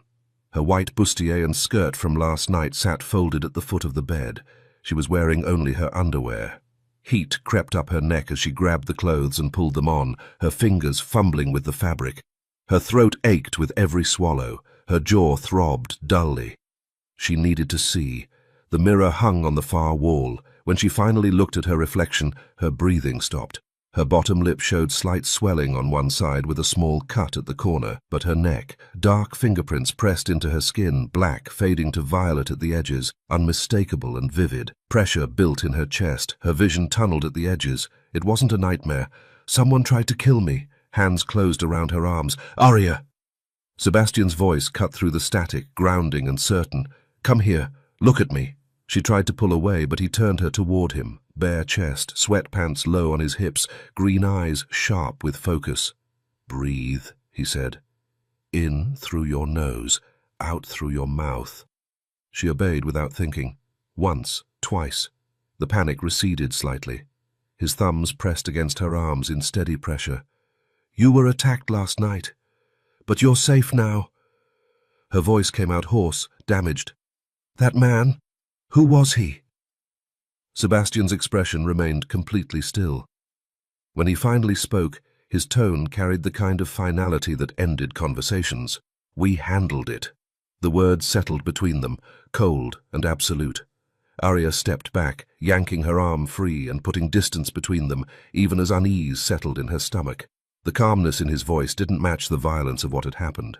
What does that mean? We handled it? What the hell does that mean, Sebastian? He didn't move toward her, just stood there watching her with those unreadable eyes. It means he's not a problem anymore. It means you're safe." Her eyes widened as understanding dawned, her mind filling in the implications he wouldn't say out loud. "Did you call the police? Did they arrest him? Is he—" Sebastian held her gaze without blinking. "I told you. We handled it." She took another step back, her damaged throat pulsing with each rapid heartbeat. "Who was he? Why did he attack me? What the hell is going on?" His voice remained maddeningly calm. "That's not important right now." He shifted his weight slightly, the movement revealing coiled readiness beneath the stillness. "What's important is that you're safe, and you're not leaving this house." Her nails bit into her palms. "You don't get to decide that. You don't get to lock me up and tell me what to do. Who the hell are you?" He moved toward her then, each step deliberate and unhurried. "You know who I am." She shook her head, backing up until her shoulders hit the wall. "No, I don't. I don't know anything." Desperation bled into her voice. "How did you even get to my place so fast last night? I left you with Margarita at the square. You should have been—" Something changed in his eyes. Brief, almost like relief. His voice softened. "I saw you walking alone. I followed you home. I was worried about you." Relief hit her first, unexpected and sharp. He wasn't with Margarita. He chose to follow me instead. Then confusion crashed back in. "That doesn't explain anything. Why were you armed? I need to go to the police." She moved toward the door. Sebastian was faster, his hand closing around her wrist and spinning her back with controlled force. "You're staying here." She yanked against his hold. "Let go of me." His eyes locked onto hers. "The police can't help you. They can't protect you from what's coming." Her voice came out sharp, demanding. "Why not?" Before he could answer, someone knocked, 3 sharp raps against the door. Sebastian released her and moved into the hallway, pulling the door shut behind him, but not completely. A sliver of space remained. Aria pressed herself against the wall beside the doorframe. Vince's voice came low and urgent. "Boss, we identified him. Sicillian professional." Sebastian's response was quieter. She strained to hear. "They took the bait." "Diego." Vince's tone carried something dark and satisfied. "He's the mole." Sebastian's voice sharpened. "Who sent the hitman? Diego or the Lambertis?" A pause, then Vince answered. "Not sure yet." Another beat of silence, then Vince again, his voice dropping lower. "Boss? Do they know who she is?" Aria's breath caught. Sebastian's answer came slowly, each word deliberate. "They must know she's a Venti. Otherwise, they wouldn't have tried to eliminate her." The world tilted. The name echoed in her skull. Venti. Her family name, her mother's maiden name. She shoved the door open. Both men turned, Vince's eyes widening, Sebastian's face going blank. She walked straight to Sebastian. "You're going to tell me what the hell is going on, right now." He opened his mouth to respond, but she cut him off before he could get a word out. "Who are you people? What are you doing in my house? Is this because of you? Did I almost die because of you?" Sebastian's expression tightened. He gripped her arm and steered her back into the bedroom. The door closed with a soft click. "Let me go." She yanked free. "I'm going to the police, and I want you out of my house." Sebastian moved fast, catching both wrists and backing her toward the bed. When her knees hit the mattress, she fell. He followed, caging her with his arms on either side of her head, his face hovering inches from hers. "Listen very carefully." His voice dropped, lethal and controlled. "Whether you like it or not, you're in this now. You can't go anywhere. You're staying in this house. And if I have to handcuff you to this bed to keep you safe, I will." Fear spiked through her veins, ice water flooding them. The man who'd held her last night, gentle, protective, was gone. This was someone dangerous. Her voice trembled. "Who are you?" Sebastian's eyes bored into hers. "My name is Sebastian Bianco. I'm the head of Clan Ventaro, a Sicilian organization. I'm here to flush out traitors, and you got caught in the crossfire. Because you're a Venti." The name meant nothing to her understanding of who she was. Her voice came out smaller than she intended. "What does my family have to do with this?" "My mother was an art history professor. My grandfather died before I was born. That's a conversation for later. He straightened, moving off the bed and positioning himself between her and the door. Right now, you're staying in this room. I'll be back in a few hours. Vince and Luigi will be here. Other men in the house you haven't met. This is the safest place you could be. She sat up, trembling. You turned my house into a Mafia safe house? His mouth curved without humor. Oh, sweetheart. You really have no idea, do you? She stared at him, struggling to process. His voice softened slightly. This house has always been a Mafia safe house. Long before I rented it, before you inherited it. This property has been used by Clan Ventaro for decades. He paused, watching her carefully. Do you really not know who your mother was? Her throat closed. When she finally spoke, the words came out thin and strained. My mother was an art history professor at Columbia. She studied Renaissance painting. She was quiet and disciplined, and she never... Sebastian shook his head. Your mother was second in command of Clan Ventaro, reporting directly to my father. Your grandfather, Matteo Venti, was my father's partner for 40 years. This house, this land, everything you inherited, it came from that world. Your mother didn't escape it. She just hid it from you. Dizziness swept through her. Her hands gripped the sheets, anchoring herself as her mind rejected everything, even as some part of her recognized the truth. Lies. He's lying. But the certainty in his voice, the specific details, the way everything about her childhood suddenly looked different, it was too much to be fabricated. She forced the word out, desperate and thin. No. Sebastian crossed to the window. I'm leaving you in this room for your protection. The windows don't open far enough to climb through. 20-foot drop to stone terrace. Wait for me. I'll be back this afternoon. He moved toward her. She tensed, but he only reached out, palm cupping her cheek with unexpected gentleness. His thumb brushed across her uninjured skin. I'll protect you, he said, each word carrying absolute conviction. Whatever happens, whatever you think of me, I'll keep you safe. That's not negotiable. Then he was gone. The door clicked shut. The lock turned. She was trapped. Aria sat frozen on the bed, unable to process everything. The man who'd locked her in, the man who'd held her while she slept, the mother she'd thought she knew, the family history she'd never suspected. She dropped her head into her hands, fingers threading through her hair. Her mother, a Mafia lieutenant. Her grandfather, a partner to crime lords. Her house, a safe house for criminals. Everything she'd believed about her life was built on lies. And the man who'd revealed those lies was the same man who now stood between her and people who wanted her dead. She sat there, trying to piece together a version of the world that made sense before the question finally surfaced. What the hell have I walked into? Aria sat on the edge of the bed, trying to make the pieces fit into something that resembled sense. Her mother had always had money, more than her father, more than anyone they knew in Detroit. She'd dressed well, carried herself with authority that didn't match a professor's salary. There had been business trips lasting weeks, destinations never quite explained, and Aria had never been allowed to sleep at friends' houses, never permitted to stay out after dark, never given the freedom other girls took for granted. At the time, she'd thought it was just overprotective parenting. Now she understood it differently.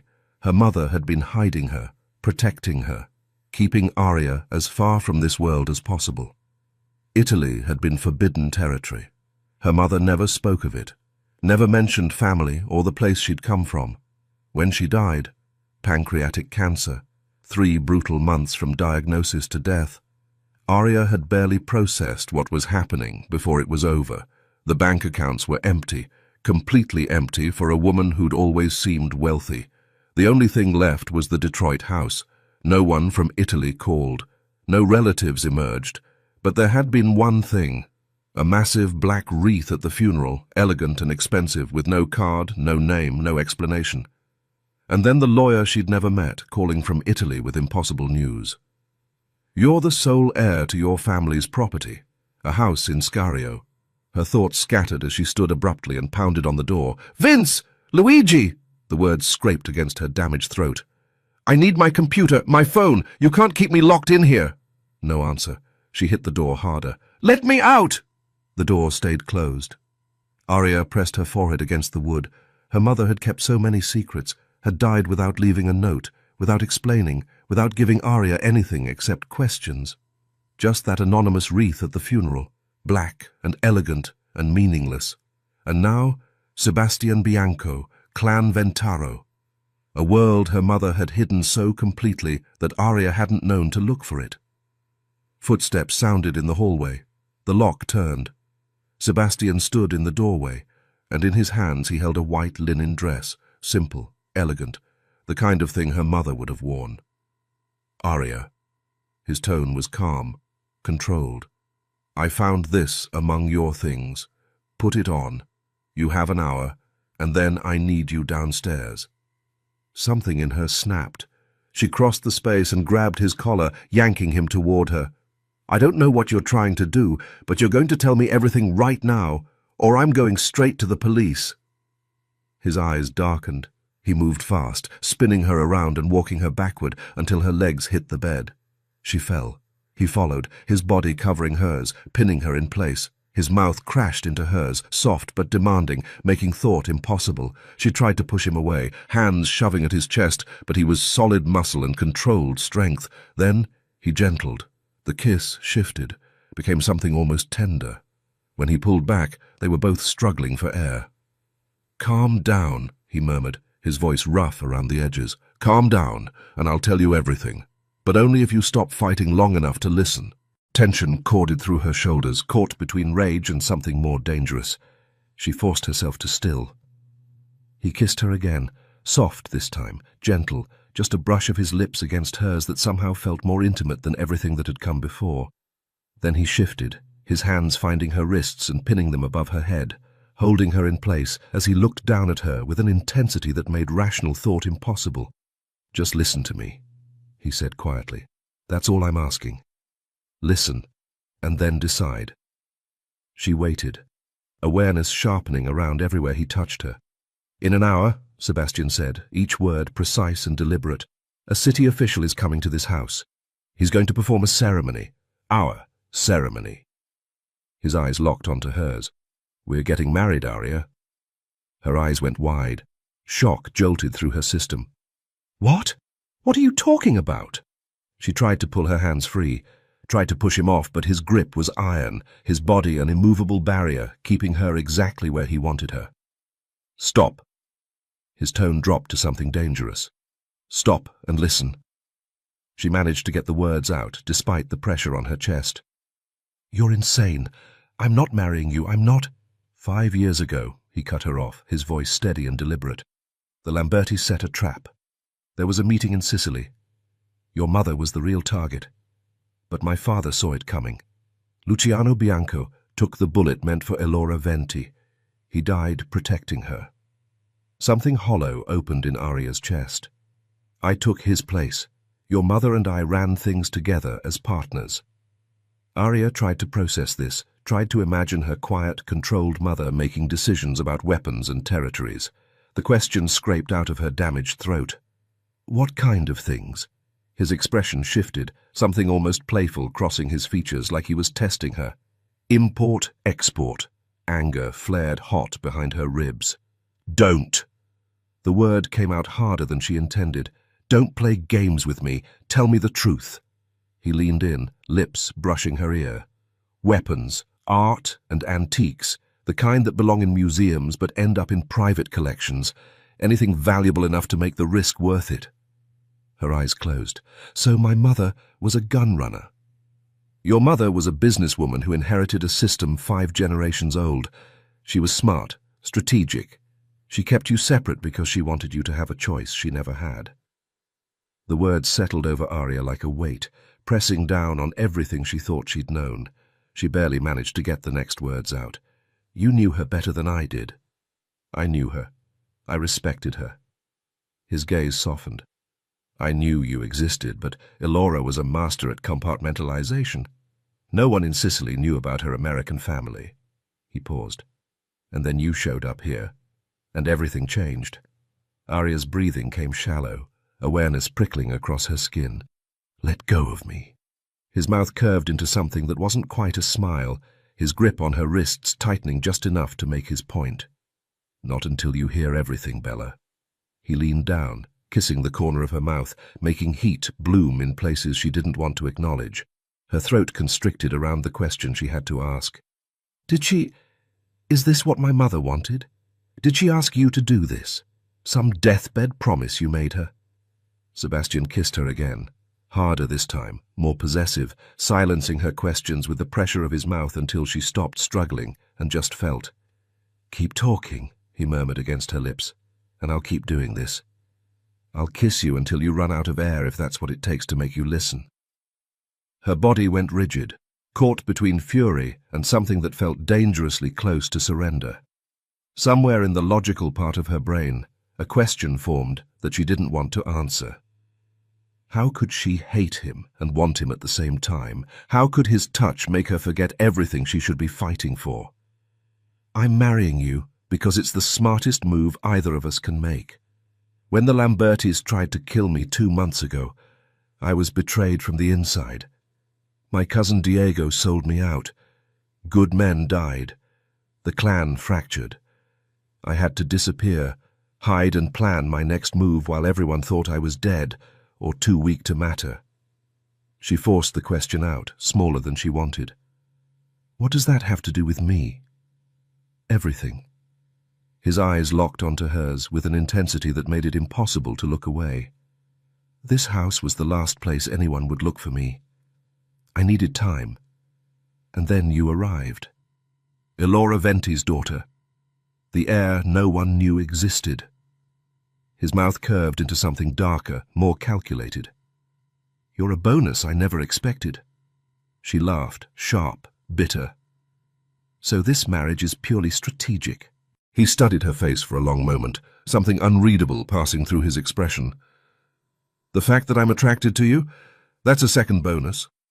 His body pressed more firmly against hers, and suddenly she felt it, the hard length of him pressing against her thigh, unmistakable evidence of exactly what he meant. "Turns out, I'm a very lucky man." The words carried rough amusement, but his eyes held something darker, want barely restrained. Warmth flooded her face, spreading down her neck. Despite everything, she managed to get the words out. "Don't even think about it." Sebastian's hand moved to his waistband. He pulled out the gun and set it on the nightstand, his gaze never leaving hers. "Let's not have any misunderstandings," he said. Despite everything, she felt warmth crawling up her neck. He noticed. His expression shifted into something smug that made her want to hit him. "Here's what's happening." He adjusted his position slightly. "We're getting married today, announcing it. The clan will hear that Elora Venti's daughter and Luciano Bianco's son have joined forces. Everyone who scattered after Diego's betrayal will come back, rally. We'll be stronger together." She barely managed to whisper the question she'd been avoiding. "And the Lambertis?" His expression went cold, all playfulness vanishing. "They'll come here, to finish what they started." Ice water flooded her veins. "What kind of danger am I in?" His hand moved to her hair, fingers threading through with unexpected gentleness. "With me? You're safe, always." His tone dropped. "I'll protect you with my life. That's not negotiable." He stood, leaving her suddenly cold where his warmth had been. "But if they send people—" She sat up. "How do we survive that?" Sebastian moved toward the door, then paused, looking back with a smile that carried more confidence than seemed reasonable. "Leave that to me. You just focus on getting ready, Miss Venti Bianco." The name rolled off his tongue. "And I promise, when this is over, I'll give you a real wedding. Something you'll never forget." He walked out. The lock turned. Aria sat frozen, staring at the white linen dress. Her mind replayed everything. The impossible family history, the dangerous alliances, the wedding supposed to happen in less than an hour. She thought about her mother, the secrets, the careful distance Elora had maintained from this world. Had her mother wanted this? Had she imagined Aria would be pulled into the same dangerous world she'd worked so hard to escape? Or had she died believing her daughter would remain safe, separate, untouched? 1 hour, that's all she had. 1 hour to decide whether to put on that dress and walk downstairs and marry a man who was either her salvation or her destruction. 1 hour to figure out what the hell she was supposed to do. Aria stood in front of the mirror, staring at a stranger. The white linen dress Sebastian had left hung perfectly on her frame, simple and elegant in a way that made her want to laugh. Her fingers moved to her neck, tracing the purple marks the attacker had left. Her lower lip showed slight swelling on one side with a small cut at the corner. A faint bruise shadowed her cheekbone. This wasn't how she'd imagined getting married. The thought made her smile despite everything, a sharp twist of her lips without humor. She'd never imagined getting married at all, never let herself think that far ahead, never believed anyone would see past the careful walls she'd built. And here she was, 2 weeks. That's all it had taken for her entire life to collapse and rebuild itself into something unrecognizable. She ran her hands through her damp hair, trying to smooth it into something presentable. No makeup, no lipstick, nothing but bruises, and this dress Sebastian had pulled from her own belongings. Her reflection stared back. Wide eyes, pale skin. She looked exactly like what she was.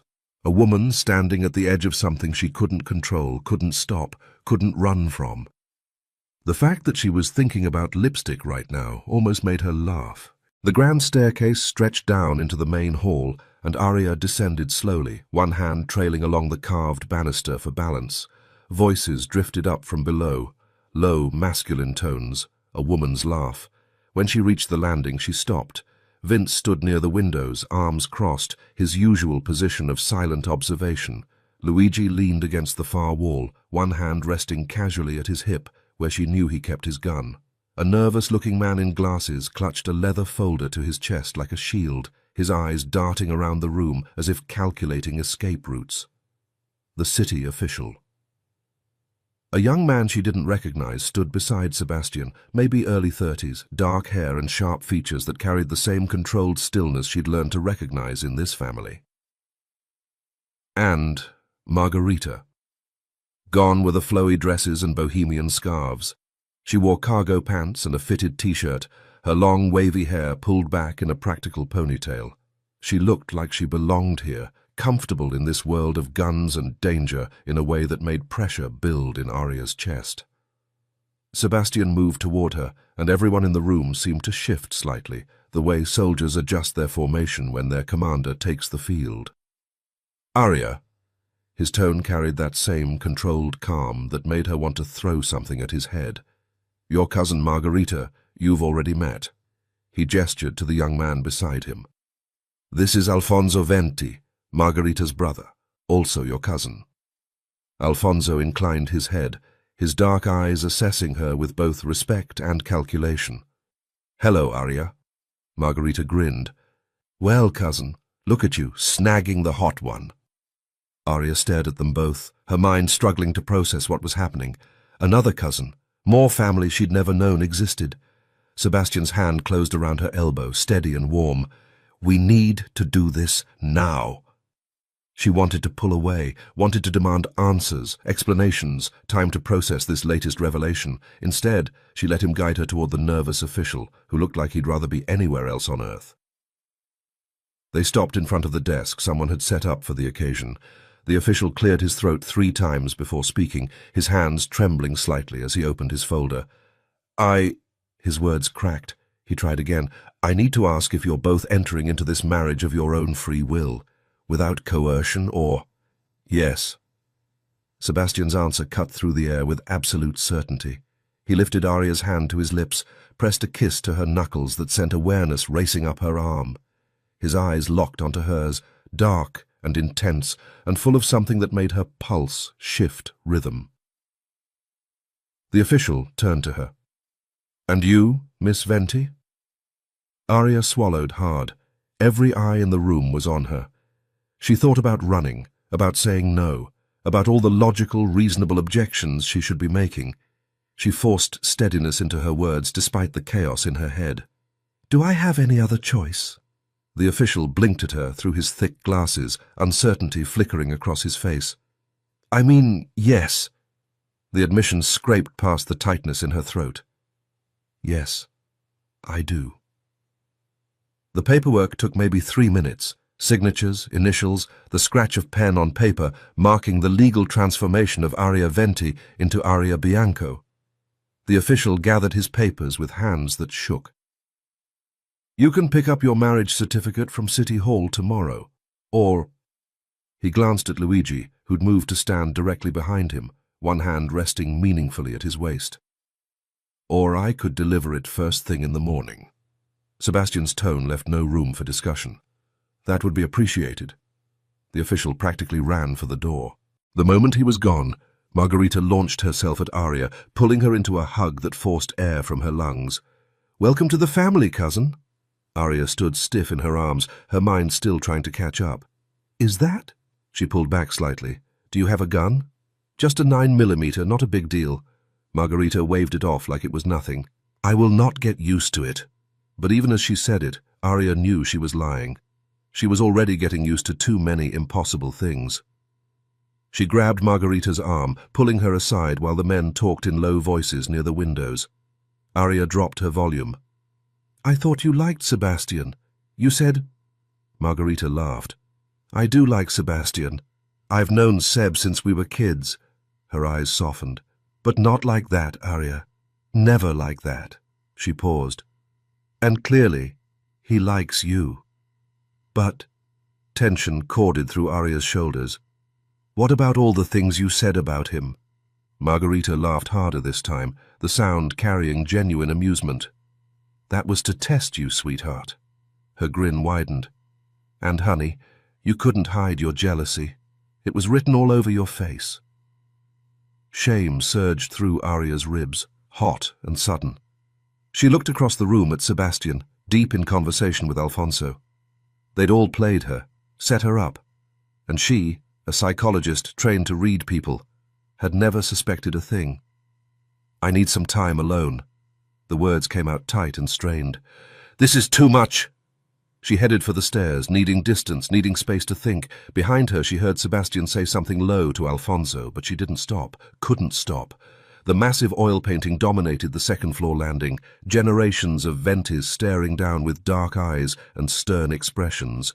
She found herself drawn to it, searching the painted faces until she found her, Elora, maybe 16 years old in the portrait, standing slightly apart from the others.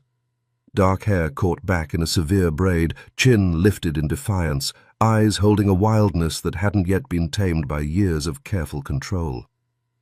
My mother was a Mafia boss. Aria said it out loud, testing the words. They still didn't feel real. So that was your final surprise, wasn't it? One last secret you couldn't tell me yourself. The painted eyes stared back, offering no answers. What's our next move? Alfonso stood beside Sebastian near the windows, his posture relaxed, but his eyes sharp. Sebastian swirled the scotch in his glass, watching the amber liquid catch the late afternoon light. We wait. Alfonso's eyebrows lifted slightly, waiting for more. To see who panics, who stays quiet, who makes the first move. He took a slow sip. We'll know who's with us and who isn't, and when the Lambertis come, his expression shifted into something calculated. We'll be ready. Alfonso studied him for a long moment, reading the tension in his shoulders. You're calm. I was calm. Sebastian's gaze drifted to the stairs where Aria had disappeared. But now I have someone to worry about, someone I need to protect. Alfonso's expression softened with something that might have been understanding. She's stronger than you think. I know exactly how strong she is. Sebastian's tone dropped lower. That's what worries me. Margherita appeared in the doorway, phone in hand. Seb, how many men do you have in the basement? 6, armed, with enough weapons and equipment to hold off a small army. Margherita's fingers flew across her phone screen. Then I'm sending word, letting people know the bride and groom are home. She disappeared again, her footsteps fading down the hallway. Sebastian moved to the window, looking out at the darkening sea. Time was running out. Either he'd end up buried on this property, or he'd take control of the entire clan. The next few days would decide everything. He finished his drink in one swallow and headed upstairs. Aria lay on the bed, wrapped in a towel, her hair still damp from the shower.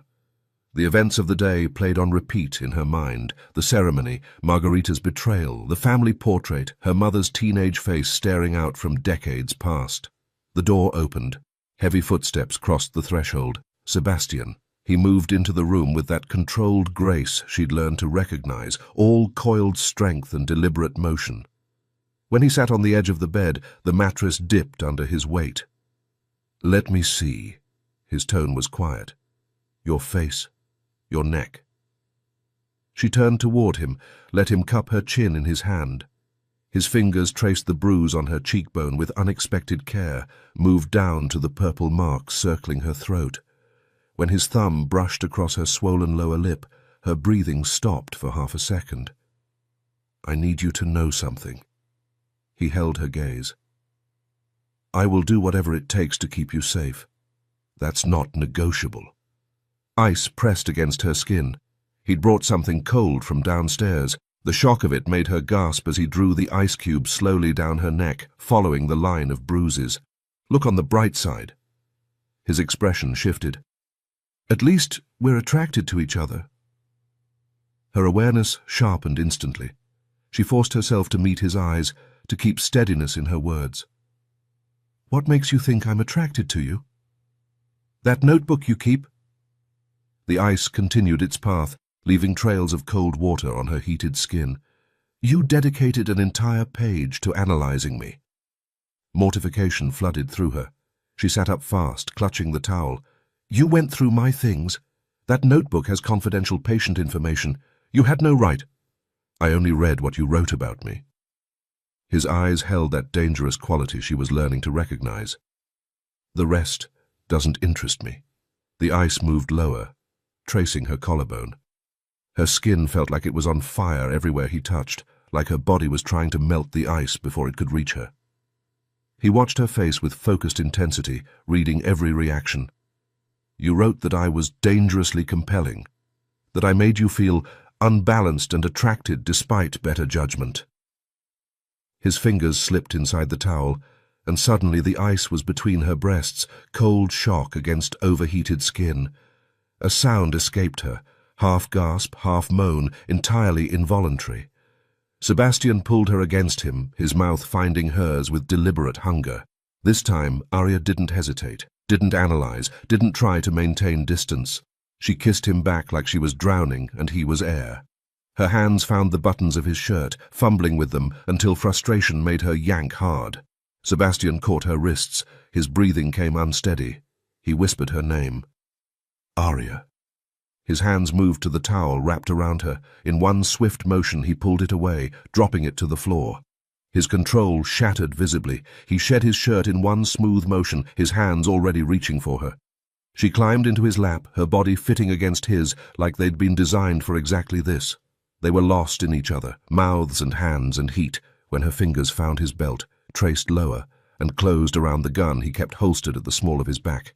In one fluid movement, she pulled it free and pressed the barrel to his temple. Sebastian went still. Then he started laughing, low and genuinely surprised, and somehow turned on despite the weapon aimed at his head. "What are you doing?"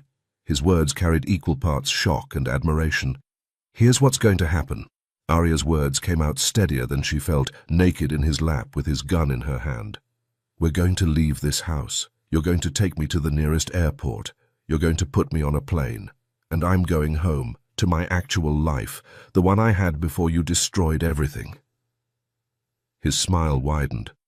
"So you're leaving your husband behind? How loyal." "Don't!" She pressed the gun harder against his skull. "Don't make jokes. And don't forget whose daughter I am." His eyes locked onto hers, testing, challenging. "What if I say no?" She didn't answer. Instead, she turned the gun toward the open window and fired once. The shot cracked through the night, impossibly loud in the quiet room. Sebastian stared at her. "How the hell do you know how to shoot?" "I used to go to the range when I needed to clear my head." She brought the gun back to his temple. "Stress relief. Turns out I'm good at it." He laughed again, the sound rich with genuine pleasure. You really are Elora's daughter. The door burst open. Luigi, Vince, and Margherita poured in, weapons drawn, moving with military precision. Margherita took in the scene, Aria naked on Sebastian's lap, gun to his head, both of them struggling for air, and her eyebrows shot up. "Oh, well, sorry to interrupt." Luigi and Vince backed out immediately, faces carefully blank. "Everything's fine," Sebastian said, never taking his eyes off Aria. "You can go." Aria kept the gun steady. "My husband and I are having a private discussion. Leave us alone." Margherita's expression shifted with amusement. "Of course. Take your time." She backed out, pulling the door shut. Silence fell. Heavy. Charged. Aria's chest rose and fell rapidly, her whole body humming with adrenaline and something else, something hotter and more dangerous. Sebastian's gaze dropped to where her breasts moved with each breath. "Do you have any idea how much you're turning me on right now?" Despite everything, she forced the words out, breathless but determined. "Do you have any idea how serious I am?" She steadied the gun. "I'm telling you. We're leaving. Tonight. You're taking me to the airport." Her eyes locked on his. "And give me the towel." He hesitated, then reached for it slowly. His hand moved toward the towel, but instead of handing it to her, he struck with brutal efficiency. One hand knocked the gun from her grip, while the other flipped her beneath him in a single fluid motion. He pinned her wrists above her head with one hand, used the other to eject the magazine and clear the chamber. The gun clattered to the floor, harmless. First rule of holding someone at gunpoint. His body pressed her into the mattress, solid and warm and in complete control. "Don't let them distract you." She struggled, but he held her effortlessly. "Let me go." "Listen to me." His tone took on an edge she hadn't heard before. "Even if I took you to the airport, even if I put you on the first plane to Detroit, they know about you now. They know Elora had a daughter, and they will find you." His eyes forced her to see the truth. "You think the Lambertis will just let you walk away? You think they won't use you to get to me? To get to this family?" Ice water flooded her veins. "Your plan won't work." His grip on her wrists tightened. "Trusting me is the only option you have. Your mother trusted me. I was loyal to her until the day she died. And I will be loyal to you for the rest of my life." Aria stopped struggling, went still beneath him. Why was she fighting this? She'd wanted him from the first moment she'd seen him. Wanted his arrogance and his danger, and the way he looked at her like she was the only thing in the room worth seeing. She'd written pages about him in her notebook, analyzed every interaction, tried to logic her way out of the attraction. But logic had nothing to do with what she felt. She reached up and pulled his mouth down to hers. Not like before, when she'd been trying to distract him. This was real, raw, honest want stripped of all pretense. He groaned against her lips, his control finally breaking completely. His hands released her wrists to tangle in her hair, to map the curves of her body, to touch every inch of skin like he'd been dying to for weeks. She pulled at his belt, his zipper, needing him closer, needing more. When his clothes finally joined hers on the floor, she wrapped herself around him, pulling him into her orbit. This time when he moved between her thighs, she didn't tense, didn't pull away. She opened for him. When he filled her, the sensation stole her breath, full, complete, right in a way that terrified her. "I need you, Aria." His words broke on her name. "I need you with me. I need you to be mine." She couldn't answer, couldn't form words. Her body said everything, the way she moved with him, the sounds that escaped her throat, the way her nails dug into his shoulders. Something was changing inside her, some fundamental shift in who she'd always been. The careful psychologist who analyzed everything, who maintained distance, who stayed in control. She was dying, being replaced by someone who took risks, who felt deeply, who chose want over safety. Maybe this was the Venti blood finally waking up, the legacy her mother had tried to bury rising to claim its place. Or maybe this was just Aria, finally allowing herself to be fully alive. When she shattered around him, his name torn from her lips, She felt the last walls inside her crumble. When he followed her over the edge seconds later, his face buried in her neck, she knew nothing would ever be the same. They lay tangled together afterward, neither willing to move. His hand traced patterns on her spine. "Stay with me." It wasn't a command. It was a request. Maybe even a plea. Aria didn't answer with words. She kissed his jaw, his throat, let her body speak for her. Outside, the sea crashed against the rocks. Somewhere in the house, armed men stood guard.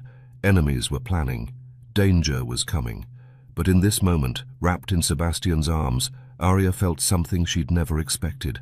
Not his power, her own.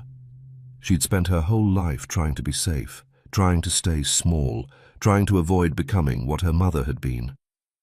But maybe safety wasn't the goal. Maybe power was. And maybe, just maybe, she'd finally found where she belonged. Aria woke to warmth. Solid chest beneath her cheek, arms wrapped around her like she belonged there. Sebastian's breathing, slow and steady, told her he was still asleep. She tried to slip away carefully, to untangle herself without waking him. His arms tightened instantly, pulling her back against him. Sleep roughened his words, darkening them. "You weren't thinking of sneaking out of bed on our first morning together." It wasn't a question. His hands moved over her body, slow and deliberate, mapping skin he'd claimed hours before. When she looked up at him, his eyes held something that made her breathing stop. Want, yes, but deeper, softer. Love. The word hit her chest with sudden force. She'd never seen that look directed at her before, never let herself believe anyone would look at her that way. His mouth found hers, hungry and possessive, and she was already arching into him when the knock came, sharp and urgent. "Boss!" Vince's voice carried through the door. "There's a large yacht anchored offshore." Sebastian went still. The heat between them vanished, replaced by something colder, sharper. He was already moving, pulling on shirt and pants with practiced efficiency. The gun holstered at his back appeared as naturally as breathing. Aria moved to the window, looking out at the open water. A sleek white yacht sat maybe a quarter-mile out, pristine against the morning sun. It could be anyone. People anchor here all the time. "I don't deal in assumptions." Sebastian joined her at the window, tension radiating from his body. "This is a private cove. If they're anchored here instead of near town," his gaze tracked the yacht with predatory focus, "they might be exactly who we've been expecting. The marriage announcement went out yesterday. They moved fast." Ice water spread through Aria's veins. "You think it's them? The Lambertis?" He didn't answer, just headed for the door. The main room had transformed into something resembling a military command post. Margarita stood at the window with binoculars pressed to her eyes, her casual morning energy replaced by sharp alertness. "Has to be the Lambertis." She didn't lower the binoculars. Nobody else would wear black suits on a luxury yacht in this heat. Peasants have no sense of occasion. Alfonso appeared from the direction of the armory, checking the magazine of his sidearm. "We could send a fishing boat out, get a closer look, maybe." "No." Sebastian took the binoculars from Margarita, studying the yacht himself. His expression shifted into something calculated. "We do nothing." "Nothing?" Alfonso's eyebrows lifted. "They won't attack before dark. Right now, they're watching, counting." Sebastian lowered the binoculars. "We need them to think we're unprotected, comfortable, moving around like we don't have a care in the world." His gaze swept the room. "They need to believe they have the advantage." Margarita's expression mirrored his calculation. "So, we give them a show." "Exactly." Sebastian turned to her and Aria. "Put on your swimsuits. We're going to spend the morning by the water." Aria and Margarita looked at each other. Margarita shrugged like this was just another Tuesday in the Venti family playbook. 30 minutes later, Aria sat on the stone dock beside Margarita, their legs dangling over the edge. The small motorboat bobbed gently beside them. The sun beat down warm on her shoulders. The water sparkled invitingly, and somewhere out in that gorgeous blue expanse, armed men were watching them through scopes. The disconnect made her dizzy. Sebastian appeared on the dock wearing only swim trunks, his body all lean muscle and controlled strength. He didn't hesitate, just dove cleanly into the water. Try not to look at the yacht. Margarita took a sip from her glass, something orange and sparkling that looked entirely too cheerful for the situation. We're not in danger right now. We should enjoy the moment while we can. Aria's eyes tracked to where Sebastian had disappeared underwater. He'd been down too long. Anxiety buzzed under her skin until he surfaced near the motorboat's hull, working on something beneath the waterline. What's he doing? Margarita swirled her drink like this was a perfectly normal beach day. Placing explosives. C4, probably. Maybe Semtex if we're low on the good stuff. The words were so casual, so matter-of-fact, that Aria almost didn't process them. Then they hit. He's what? Sebastian's thorough. Margarita tilted her face toward the sun. Always has backup plans for his backup plans. Aria's gaze swept the small cove, landing on the Zodiac raft tucked against the boathouse. What's that for? Another elegant shrug. Escape route. Told you. Thorough. Sebastian surfaced, water streaming down his chest as he pulled himself onto the dock. He moved straight to Aria, leaning down to kiss her before she could form words. You're not blowing up my cottage. She meant it to sound firm. It came out breathless instead. His lips brushed against hers. I'll buy you a better house. Bigger. Wherever you want. Aria shook her head, reality pressing in from all sides. I had a normal life 2 weeks ago. Boring maybe, but normal. She turned to Margarita, who was pouring herself another drink despite the fact that it was barely 11 in the morning. And you're drinking Aperol at 11 a.m. Sweetheart, this is Venti tradition. Margarita raised her glass in salute. Cocktails at 11, wine at lunch, liqueur in the late afternoon, tequila with dinner, whiskey before bed. She took a long sip. You'll get used to it. I don't want to get used to it. But even as Aria said it, she knew she was lying. Some part of her, the part that had pulled a gun on Sebastian last night, that had felt power surge through her veins, was already adapting, becoming something new and dangerous. Before she could spiral further into that thought, arms wrapped around her from behind. Sebastian lifted her effortlessly, cradling her against his chest. What are you doing? His eyes held that intensity she was learning to recognize. Something I've wanted to do since the first moment I saw you. Then he jumped, taking her with him into the crystalline water. They surfaced together, her gasp of shock turning into breathless laughter despite everything, despite the yacht full of armed men, despite the explosives, despite the fact that her entire world had been demolished and rebuilt in 14 days. Sebastian's hands found her waist under the water, pulling her close. I never told you about the hidden cove, did I? Just past that outcropping? Aria bit her lower lip, trying not to smile. Yes, you mentioned it. His grin turned wicked. Did I mention what I plan to do to you once I get you there? She pressed her hand over his mouth, cutting him off, the playfulness drained from her tone. Tell me we're going to survive tonight. He kissed her palm, his green eyes catching the sunlight until they practically glowed. The lightness vanished, replaced by unwavering certainty. I won't let anyone hurt you, Bella. Not them. Not anyone. His hands tightened on her waist, protective and possessive at once. I promise you that. Somewhere beyond them, the yacht sat silent and watchful. Somewhere beneath the motorboat, explosives waited for their trigger. Somewhere in the house behind them, weapons were being checked and loaded. But in this moment, wrapped in Sebastian's arms with the sun warm on her shoulders and the water cool against her skin, Aria chose to believe him. She had to. Because the alternative was unthinkable. The sun bled into the horizon, turning the Mediterranean crimson. Inside the cottage, lights blazed from every window. The dining room table held the remnants of dinner, wine glasses, half-eaten pasta, the appearance of normalcy. Sebastian sat at the head of the table, phone pressed to his ear, issuing orders with controlled precision.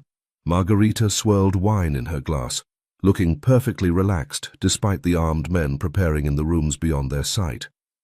All day I felt like I was on a theater stage. Margarita took a sip, her eyes bright with amusement. But honestly, one of the most fun days I've had in a while. Sebastian's attention never left his phone. Luigi, everything ready downstairs? A pause. Good. Tell the boat to move to the other cove within the hour. No lights, understood? Aria watched him from across the table. 2 weeks ago, he'd been nothing but an arrogant stranger with a handsome face and dangerous eyes. Now, he was her husband.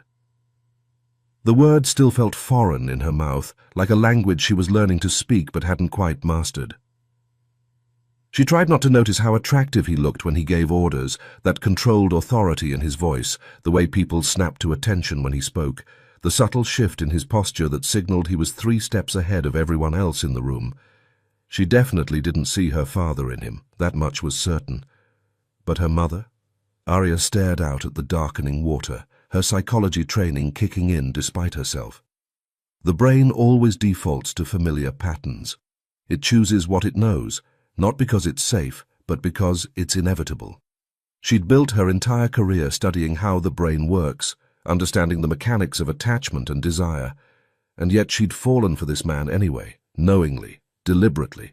How else could it be explained? The realization settled in her chest, solid and undeniable. She didn't want to stop it, not anymore. Sebastian, Alfonso's voice cut through from the doorway. 2 unfamiliar cars just left town, heading this way, and the yacht launched a speedboat into the water. Sebastian stood, his movements controlled despite the tension radiating from his frame. His gaze found the clock on the wall, 9 p.m.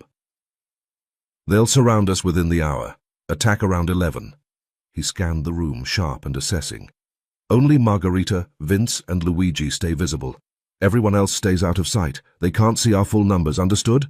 Heads nodded around the room. Sebastian extended his hand to Aria, palm up, an invitation, not a command. Come with me. The bedroom felt smaller with both of them in it. Sebastian closed the door, then crossed to her in 2 strides. He cradled her face between his palms, the touch almost unbearably gentle for someone who'd spent the day preparing for war. When he kissed her, it was soft, tender, wrong for the moment. What was that for? The words came out unsteady, barely controlled. In 2 hours, men who want to kill us will be surrounding this house. Why are you so calm? He pulled her toward the bed, guiding her down beside him until they were lying face to face. His thumb traced her cheekbone, a touch so careful her throat ached. If these were our last moments, his gaze locked onto hers, serious and unflinching. Would you rather spend them dying of stress? Or this? Aria shoved against his chest, sitting up abruptly. The mattress shifted beneath her. We've known each other 2 weeks. You're not about to tell me you're in love with me. Sebastian propped himself on one elbow, studying her with those unsettling green eyes that seemed to see straight through her defenses. How long does it take to fall in love, according to your scientific data, psychologist? She opened her mouth, closed it. Because I knew. His tone dropped lower, more intimate. The moment you fell into my lap and looked up at me with those eyes, I knew I'd be with you, that this was inevitable. Because you planned it. The words came out bitter, defensive. No. He reached for her hand, pressing her palm flat against his chest. His heartbeat slammed against her fingers, fast and strong and real. This has nothing to do with planning. It's this. Just this. His hand covered hers, holding it there. Sometimes seconds are all it takes to fall. The certainty in his words made pressure build in her chest. Why me? The question escaped before she could stop it. Vulnerable and raw, and everything she'd been trying not to feel. Why did you fall for me? His lips shifted into a smile, but different this time, softer at the edges. You want a scientific explanation? I'm sure you have one ready. He shifted closer, eliminating the last of the space between them. But let me tell you what I see. His fingers traced the line of her jaw, feather light.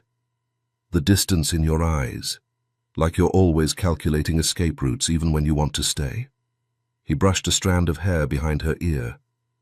The way you surrender your body to my arms, then immediately pull yourself together and take control back, that contradiction.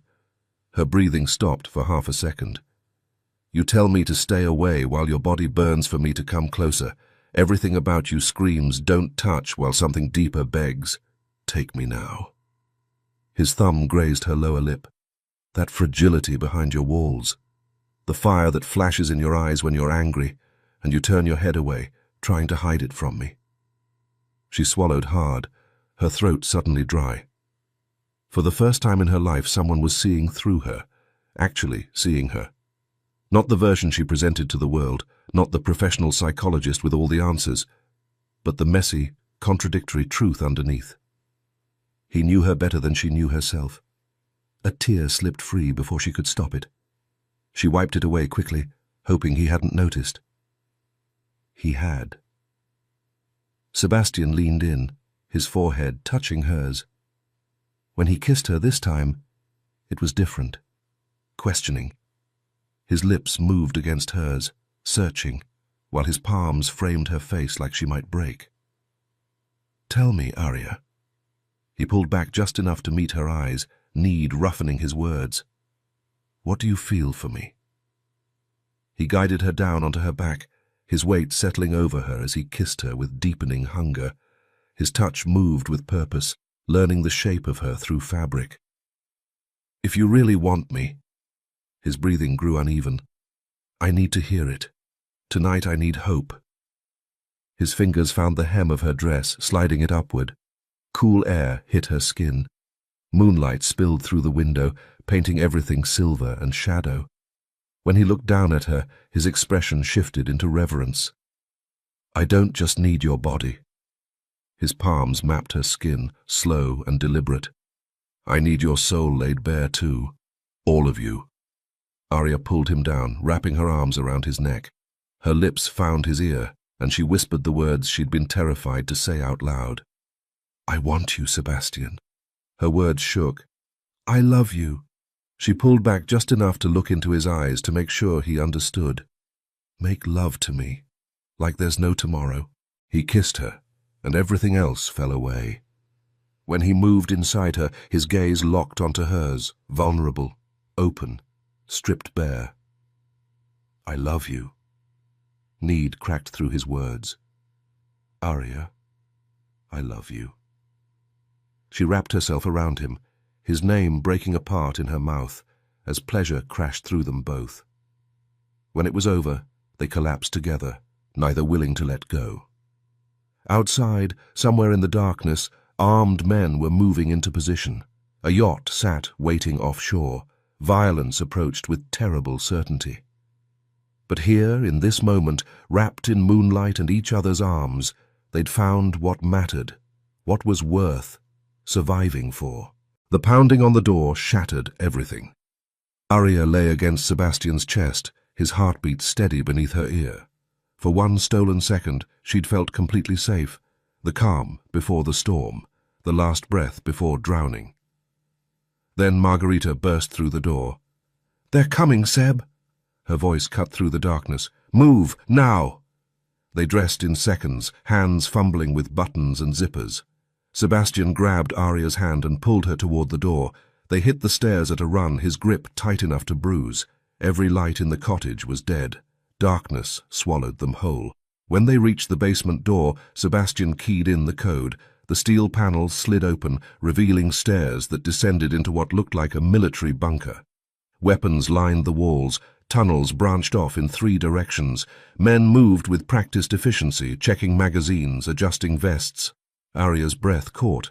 Her mother had grown up in this house, in these tunnels, walking past these same weapons, learning to survive in a world Aria had never known existed. How little she'd actually known her. The thought pierced her chest, sharp and sudden. 6 armed men pushed past them, heading up the stairs toward the main floor. Sebastian's hand shot out, catching Vince by the shoulder. "Stay sharp." His voice stayed calm despite everything. "When this place comes down, make sure you're not still in it." Vince nodded once, jaw tight. Sebastian clapped him on the shoulder. "If we don't meet down here, I'll see you on the boat." He turned to Luigi and Margarita, his expression hardening. "She's yours. Keep her safe." "No." Aria shook her head, the word ripping out of her. "You're not staying. You can't. I have to be with my men." Sebastian's eyes held hers, steady and sure. I'm the only one who can trigger the mechanism. They need to know I'm here, that I'm fighting with them. Aria's fingers wrapped around his wrist, desperate. I'm not leaving without you. Margarita's hand closed over hers, gentle but firm. They'll come back, Aria, they always do. And she looked at Sebastian, something fierce flickering across her face. Watch out for Alfonso. Don't come back without him. Sebastian pulled Aria close, kissing her hard and fast. 1 hour. I'll meet you on the boat, I promise. Then he was gone, taking the stairs 2 at a time. Margarita's hand locked around Aria's arm, pulling her toward the tunnel entrance. Aria twisted, looking back over her shoulder. God, please, don't let that be the last time I see him. Bring him back to me. The sound of gunfire erupted above them. Sebastian punched the code into the hidden panel, slipping into the room that didn't officially exist. The explosive mechanism sat waiting, exactly where he'd placed it 3 years ago when he'd fortified this cottage. Just in case. 40 minutes. That's all the time anyone in this house would have. He entered the sequence, watching the timer activate. The digital display began its countdown. He holstered 2 guns at his belt, grabbed a third for his hand. When he stepped out of the room and headed for the upper stairs, his mind held one thought. This wouldn't be his last night. He was going back to her. Aria ran through the narrow tunnel, darkness pressing in from all sides. The beam from Margarita's flashlight bounced ahead of them, barely cutting through the black. Then she stopped. Leaving him behind to save herself, it felt wrong. Viscerally, fundamentally wrong. Miss Venti? Luigi's voice came from behind her. What's wrong? Don't they need you up there? Her breathing came hard and fast. Why are we running away? My orders are to get you to the boat alive. Luigi moved closer, his bulk blocking the tunnel behind her. We can't waste time. Keep moving. Aria! Luigi! Margarita's voice echoed from somewhere ahead. Where are you? Luigi shouted back, his voice bouncing off stone walls. Keep going. Someone needs to reach the boat and alert the captain. I'll bring Miss Venti. Silence stretched for a moment before Margarita's voice came again, fainter now. You better be right behind us. Margarita hesitated. Aria could feel it in the silence. Then the flashlight beam disappeared around a corner, swallowed by the tunnel's throat. Luigi's hand closed around Aria's arm, firm, insistent. Come on, this way. He steered her toward a different branch of the tunnel. We have to follow the plan. Aria followed Luigi deeper into the tunnel. Something felt off. She couldn't name it, couldn't pin it down, but the wrongness sat heavy in her gut. They moved forward through the darkness, their footsteps echoing off stone walls. Then she heard it, the sea. Waves against rock, a pinpoint of light appeared ahead, the tunnel's exit. When she stepped through, confusion hit her like cold water. She stood right next to her own cottage. The small stone building loomed dark and empty beside her. The dock stretched toward black water. This wasn't the boat. This wasn't where they were supposed to go. Luigi. She turned toward him, her voice sharp with confusion. Where are we? Why did we come out here? Luigi raised his gun. The barrel pointed straight at her chest. His voice dropped to a whisper first, barely audible over the distant gunfire. Don't be scared. Then louder, carrying through the tunnel. I'm sorry, Aria. The Ventis can't be part of the Venturo clan anymore. You shouldn't have come here. You two shouldn't have joined together. His jaw tightened. If Sebastian takes control of the clan, he'll change everything. All the connections, the entire operation. Fear clawed up Aria's throat, but her mind worked faster. She squinted at him through the darkness, trying to read his face. Are you working with Diego? Her voice came out steadier than she felt. Or the Lambertis? Luigi moved toward her, the gun never wavering. Keep walking. She could see the main house now through the tunnel opening. Gunfire flashed in the windows. Muzzle light painted the stone walls in bursts of orange and white. What about Sebastian? The words tore out of her. Margarita? Alfonso? Are you going to kill everyone? They're part of Venturo.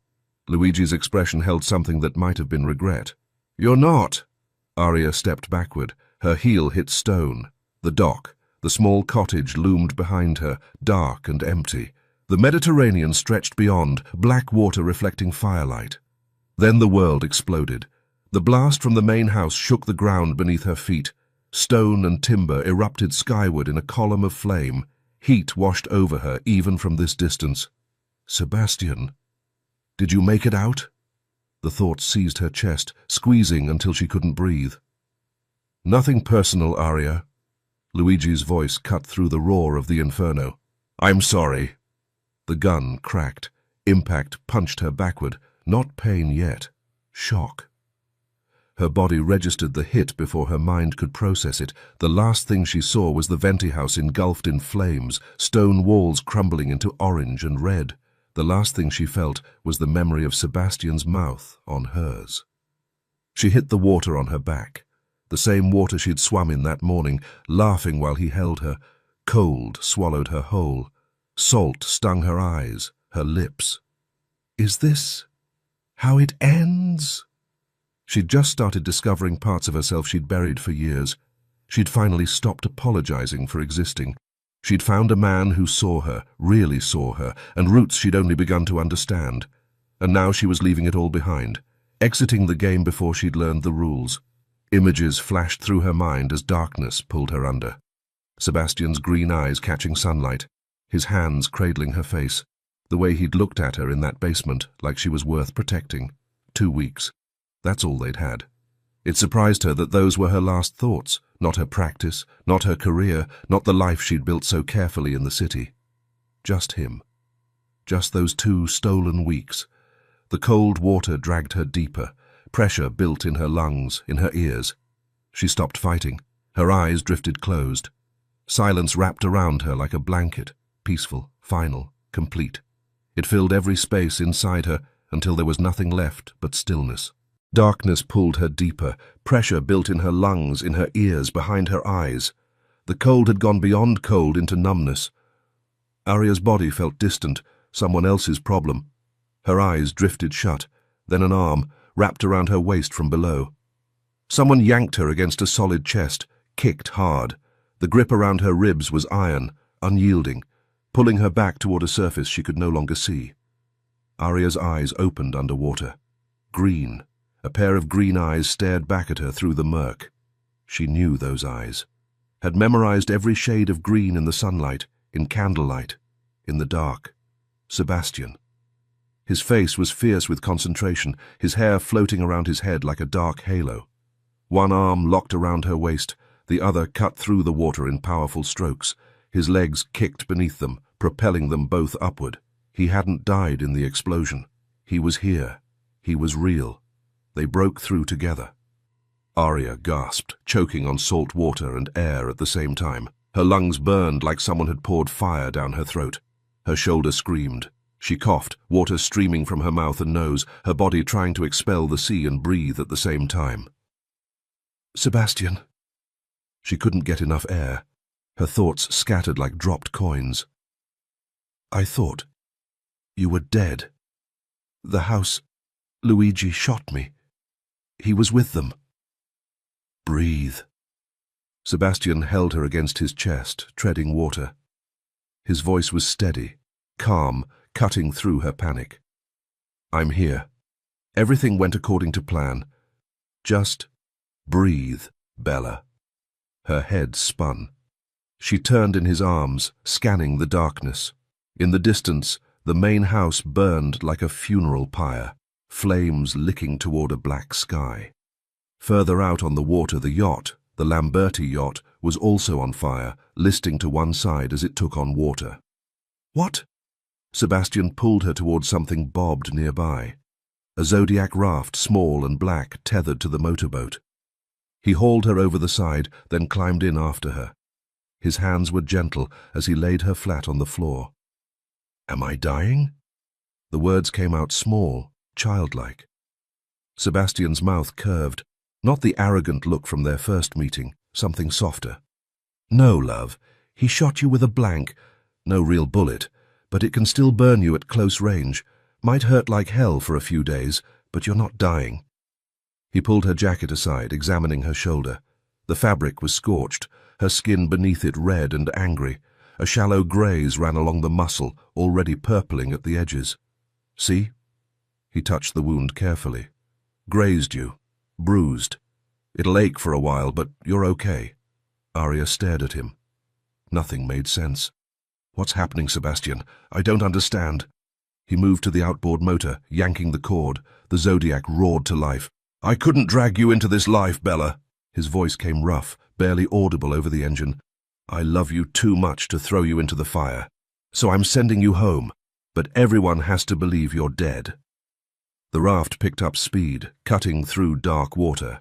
When they'd put enough distance between themselves and the burning cottage, Sebastian pulled something from his jacket, a remote detonator. He pressed the button.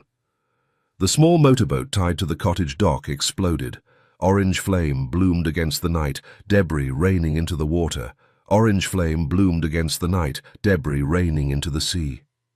Aria watched the Venti house burning in the distance, watched the yacht sinking, watched her boat disintegrate. The images seared themselves into her memory like brands. Sebastian steered toward a different cove entirely. As they moved through the darkness, he explained, "The plan changed at the last minute." He kept his eyes on the water ahead. "Only Luigi and I knew. Everyone else, Margarita, Alfonso, Vince, all of them, they have to believe you're dead. Even them. The fewer people who know the truth, the safer you are." Aria's thoughts moved slowly, still catching up. Why? Diego's men were watching. So were the Lambertis. Sebastian's jaw tightened. They saw Luigi shoot you, saw you fall into the water. They think he's one of them now, which means he can work for me from the inside. The logic clicked into place piece by piece. You're sending him undercover. He's already there. The two survivors from tonight's attack, I let them escape. They'll report back that the Ventis are finished, that you're dead, that Luigi switched sides. Sebastian glanced at her. Meanwhile, you disappear. New identity, new life, safe. Anger flared through her shock. Her hands clenched into fists. How could you not tell me this plan? Her voice came out sharper than she intended. I thought I was dying, Sebastian. I thought... Her throat closed around the words. You let me believe I was going to die. Sebastian's expression tightened, but he didn't look away from the water. If you'd known, you wouldn't have sold it. Diego's men were watching. They needed to see real fear, real death. His voice dropped. I'm sorry, Bella, but it had to look real. Aria blinked, trying to process everything.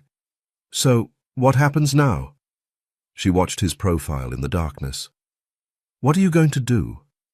Sebastian turned his gaze toward the shore, where a car sat waiting in the shadows. Now, Bella, as someone risen from the ashes, I've made Diego and the Lambertis think twice about coming for me. Of the men they sent tonight, only 2 walked away, because I allowed it. He looked back at her. I've placed Luigi exactly where I need him. I've secured your safety. Now I go back to work, back to Sicily, back to my life. The Zodiac's engine cut as they approached the shore. Aria could hear another sound now, the distinctive thrum of helicopter blades. Sebastian's expression hardened. Now I go back to my life. Disappointment crashed through her, followed by something sharper, disbelief. She stared at him, her face unable to hide what she felt. What about us? His expression turned grave. Sebastian's throat worked. When he spoke, his voice was quiet, deliberate. Love requires sacrifice, doesn't it? His eyes held something that looked like pain. I have to give you up to keep you safe. Hardest decision I've ever made. The raft scraped against rock. Sebastian jumped out, pulling them to shore.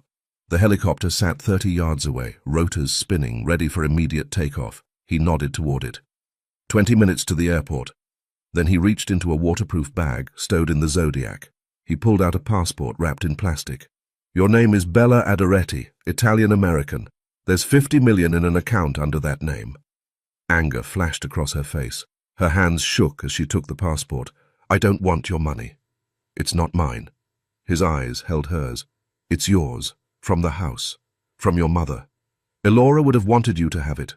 She would have wanted you out of this world, safe, with the means to build whatever life you choose. Tears blurred her vision. She blinked them back, furious with herself. "So you had everything planned, every detail?" Her voice broke. "Did you ever really love me? Or was I just another piece you moved around the board?" Sebastian's face crumpled. In one swift movement he pulled her against him and kissed her, hard, desperate, like he was trying to memorize the taste of her mouth. When he finally pulled back, his eyes were wet. "If I didn't love you this much," his voice cracked. "If I loved you any less, you'd be coming with me to Sicily right now. But I do love you, which means I can't let you burn." I should have had a say. Aria's hands fisted in his jacket, holding on even as she knew she had to let go. "This isn't just your decision. You can't just... This time you would have chosen with your heart." He caught her wrists, gentle but firm, peeling her fingers away from the fabric. "Someone needed to think with their head. Someone needed to choose what's best for you, even if it destroys me to do it." A man jogged toward them from the helicopter, his silhouette sharp against the rotating blades. "Miss Adoretti, we need to leave, now." The name didn't register at first. Miss Adoretti, Bella Adoretti, not Aria Venti, not anymore. She'd spent 2 weeks discovering who she really was, peeling back layers she'd built to survive her mother's world.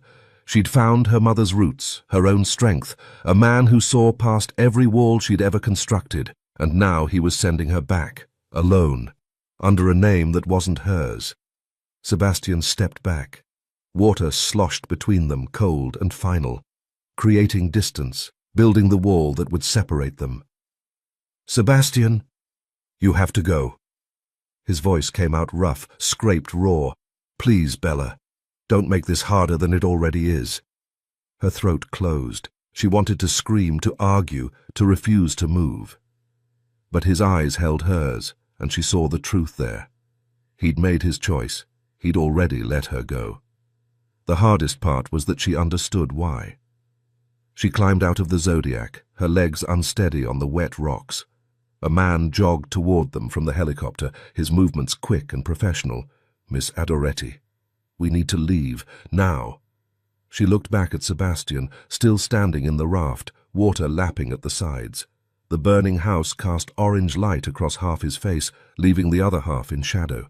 He looked like something carved from marble and fire, beautiful, unreachable, already becoming a memory. "I'll never see you again, will I?" Something broke in his expression. His mouth curved at the corner, not mocking, not arrogant, broken. "I love you, Aria." Not an answer. A goodbye. Her heart twisted, a physical ache spreading through her chest. She turned toward the helicopter, each step feeling like tearing off a piece of herself. Sand gave way to rock. Rock gave way to the metal step. The man helped her inside with efficient hands, and she buckled into the seat with fingers that had gone numb. The rotors picked up speed. The helicopter lifted. Aria pressed her face to the window, her breath fogging the glass. Sebastian stood on the shore, head tilted back, watching her rise into the night sky. He didn't move, didn't wave, just watched, hands at his sides, as the distance between them grew. His face grew smaller. The burning house grew smaller. The whole terrible, beautiful 2 weeks condensed into a single point of light, then vanished into darkness. She closed her eyes, but the image was already burned into her memory. Sebastian looking up at her from the shore, surrounded by the ashes of everything they'd built, everything they'd lost, everything they couldn't keep. That image would replay. In her mind, every night for a year, every single night she would see him standing there. Every single night she would remember the man she loved, letting her go. Aria Ellis returned to the United States with an Italian passport that read Bella Adoretti and an American driver's license with her real name. 2 identities, neither felt quite right anymore. It had been a full year now, 12 months since she'd walked through customs at Detroit Metro, heart in her throat, waiting for someone to stop her, to ask questions she couldn't answer, to expose the life she'd lived for 2 weeks in a country that now felt more like fever dream than memory. No one stopped her, no one asked. And in the year that followed, no one called, not Sebastian, not Margarita, not Alfonso, no phone calls, no emails, no messages slipped under her door in the middle of the night, nothing. Italy became something she'd invented. A story she'd told herself. The stone house in Scario, the garden where she'd nearly fallen, the man with green eyes who'd caught her, all of it dissolving into the same hazy unreality as childhood fairy tales. Except for one thing. Every single night before sleep took her, the same ritual. She'd close her eyes and feel it again. Sebastian's mouth on hers, his hands cradling her face, that last kiss on the shore while helicopter blades beat the air and salt water dripped between them, the taste of ocean and desperation, the way his fingers had threaded through her wet hair like he was trying to memorize the feeling. It hurt, every time, a wound that refused to heal because she kept pressing on it. But she couldn't stop. 5 months after returning, she opened her own practice. The clinic sat in the heart of Detroit, 10 floors up with floor-to-ceiling windows overlooking the city she'd grown up in. Her city, the one she'd come back to claim. Her patients told her their stories, breakups, divorces, affairs that ended badly, love that turned sour or simply faded into indifference. She listened with her therapist face on, took careful notes, asked the right questions, and every single session carved another hollow place inside her chest. That evening, Aria sat at her desk, watching the sun bleed orange across the Detroit skyline. Her last appointment of the day. She rolled her shoulders, trying to shake the familiar ache that settled there. Her mind drifted to that first day in Scario, the moment she'd nearly fallen in the garden, his eyes meeting hers. She whispered to herself, the words barely audible over the hum of traffic below. "Aria, it was just a dream. You can't spend your life stuck in dreams." The intercom crackled. "Dr. Ellis?" Pam's voice came through cheerful and efficient. "Your last patient is here, Mr. Benedict." Aria reached for her notebook, flipping to a fresh page, pen poised, professional mask sliding into place. "Full name?" A pause. Then Pam's voice dropped to that conspiratorial whisper she used when she thought someone was particularly attractive. "Nicholas Benedict. 37. Very well-dressed gentleman." Another pause. He wrote grief and loss as his reason for seeking therapy. Aria's mouth curved despite herself. Pam's little previews had become part of the routine, something human in the clinical space. "Okay, send him in." She stood, smoothing her skirt. She took 3 steps toward the center of the room where she always positioned herself to greet new patients. A ritual. Grounding. "You're a professional, Aria. The moment that door opens, your life stays outside this room. Whatever you're carrying, you leave it at the threshold." The door opened. Polished leather shoes appeared first, Italian by the look of them, expensive in that quiet way that didn't need logos. Then linen pants, perfectly pressed, a tailored jacket that probably cost more than her first month's rent. Her gaze climbed. The world stopped. Green eyes met hers across the room, sharp, familiar, impossible. He closed the door behind him without looking away. The lock clicked. That smile at the corner of his mouth, subtle, knowing, devastating. His skin still carried that bronze tone, like he'd spent the year somewhere warm. The scent of him filled her office, salt and cedar and something darker underneath, ocean and earth. "Bella." The word fell from his lips rough and low, soaked in longing. Aria's mouth opened. No sound came out. Her heart slammed against her ribs, trying to break through bone. Sebastian Bianco. The man who'd haunted every stray thought for 12 months, the man whose last kiss she'd replayed every single night before sleep, finally took mercy on her. The man she'd loved, still loved, would probably always love, the love of her life, standing in her office like he'd materialized from her own desperate imagination. He closed half the distance between them in 2 steps. "Aria." Her name came out like prayer, like confession. His head shook slowly, eyes tracking over her face with something close to wonder. "You look incredible." The spell broke. Her hand moved before conscious thought caught up. The slap cracked across his face, sharp enough to turn his head. Fire blazed behind her eyes when she spoke. "Nicholas Benedict?" Sebastian moved fast. One hand caught her wrist, the other wrapped around her waist, yanking her against him. Then his mouth crashed into hers. Not gentle, not asking permission, just taking. For half a second, shock held her frozen. Then her body remembered. Every cell igniting at once, muscle memory stronger than reason. She felt it immediately. The year apart had done nothing to dampen the intensity between them. If anything, the separation had concentrated it into something more potent, more dangerous. When he finally pulled back, they were both breathing hard.